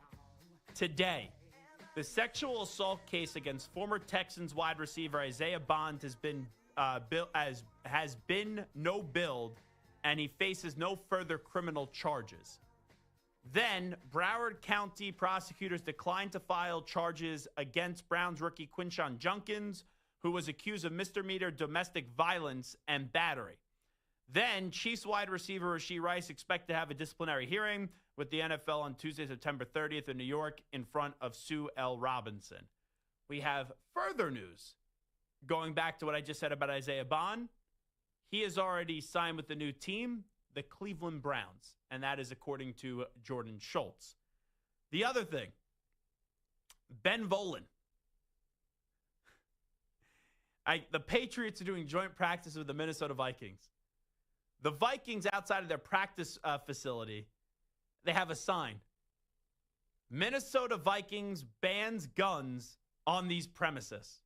That is a sign that is on the building as you walk into one of the entries of the building. So that's all that stuff. So Isaiah Bond is signing with the Cleveland Browns, and once again, the sexual assault case against him has been no billed, and he faces no further criminal charges. Samter sent me this list, and it was ranking the best NFL stadiums in the country. So, Stu, I'll ask you this, and I'll give you the list in just a second. What is your best NFL stadium in your opinion? So I'm only including stadiums that I've been to, which aren't that many. But I've been to Jerry World, and I think it is a very cool stadium. I think the atmosphere is cool. I think it has that new feel. I think the roof with the light shining through it's really cool. So I'm going to go Jerry World with my pick. So Jerry's World for Stu. Samter? I mean, for me, as a longtime diehard Chiefs fan, I think you can't avoid going with Arrowhead Stadium. This crap? I mean, I'm just saying. I mean, I've been with them day one, so I might as well, utilize the benefit of being a fan of the Chiefs. But as far as stadiums that I actually like, I've never actually been to Arrowhead. State Farm Stadium, the Cardinal Stadium, is awesome. They wheel the grass in and out. I've been to a Fiesta Bowl there. I've been to Super Bowls there. 14th on this list. I've been to Final Fours there. I've been to every event you could possibly think of there. It's awesome. It's a really cool spot. The Red Sea area is really fun too. So I haven't been there, but I would love to go, and it's on my bucket list. And I've been to a lot of great stadiums, but how is Lambeau not one? Just from the sheer history standpoint. Lambeau on this list was actually 9. So it would be Lambeau. Now, I've been to a lot of NFL stadiums. The coolest one that I've been to recently was actually SoFi, which is 6 on this list. And this is from ML Football on Twitter. Their top 5, Allegiant was 1, the Raiders. Samter, we went to Allegiant. And Stu, have you gone to Allegiant? I have not been there yet, no. No, you haven't. We went to Allegiant, and I actually went to the game for the Super Bowl. It's a cool-looking stadium, but on the concourse, the concession stands and all that stuff and walking around, it was cool to see from the field. And it was also cool to just look out from the outside looking in. But inside, a little bit disappointing in terms of the concourse level and all that stuff. I didn't get to really enjoy it as much as you did because I was just mostly on the field for the opening night. And then I went to the game, But on the outside, it looks cool. The area around it's kind of cool. And inside, just when you're in the field looking up and around, it really feels like you're in a dish. It feels like you're in a spaceship. It's so cool. Arrowhead was 2. That's where the Chiefs play. 3 was U.S. Bank. That's the Vikings. 4 was Mercedes-Benz, the Superdome. That's in New Orleans. And then 5 was Lincoln Financial Field. And SoFi Stadium was 6. So that's a list there from ML Football. They ranked all 30. Oh, wait. Oh, only 30 because you have the Jets and Giants sharing a stadium, and then SoFi Stadium shared. You know what the last one was? Any idea? It's so obvious. It's the worst stadium in the league. MetLife? Northwest Stadium, which is formerly FedEx Field, which is where the Commanders play. MetLife was 29th, which is a dump. They spend so much. You go to all these new stadiums, and I've been fortunate to go to a lot of them. You see all these stadiums they're wonderful. Then you find out that when you go to MetLife, how much money they spend. He goes, it looks like it's a giant AC unit. It is terrible. That stadium has no personality. That will do it. Lucas Oil Stadium's 19. I think that should be higher. That's a good stadium. Kind of surprised by that. Oh, Mercedes-Benz Stadium. Oh, that's where the Falcons play? Yeah, that's where the... Oh, so I messed that up. Mercedes-Benz Stadium, it's a Caesars Superdome. So Mercedes-Benz Stadium's where the Falcons play. So 1 was the Raiders, 2 was the Chiefs, 3 was the Vikings, 4 was the Falcons, and 5 was the Eagles. And Mercedes-Benz, where the Falcons play, is a good one. So I apologize, I got that wrong. Anyway, that's why I'm only the 5th best host in the history of the network, not 3, 2, or 1. Anyway, fun show today. Big thanks to Stu, big thanks to Santa, big thanks to Marco, big thanks to Pat Boyle for giving us some content, I guess. And big thanks to Pat Narduzzi. I'm off tomorrow going to Chicago. If you got any recommendations, hit me up Twitter, Instagram, at Zach Gelb, ZACHGELB. And I'll be back on Monday at 3 p.m. Eastern, noon Pacific time. We out. Bye-bye. Peace.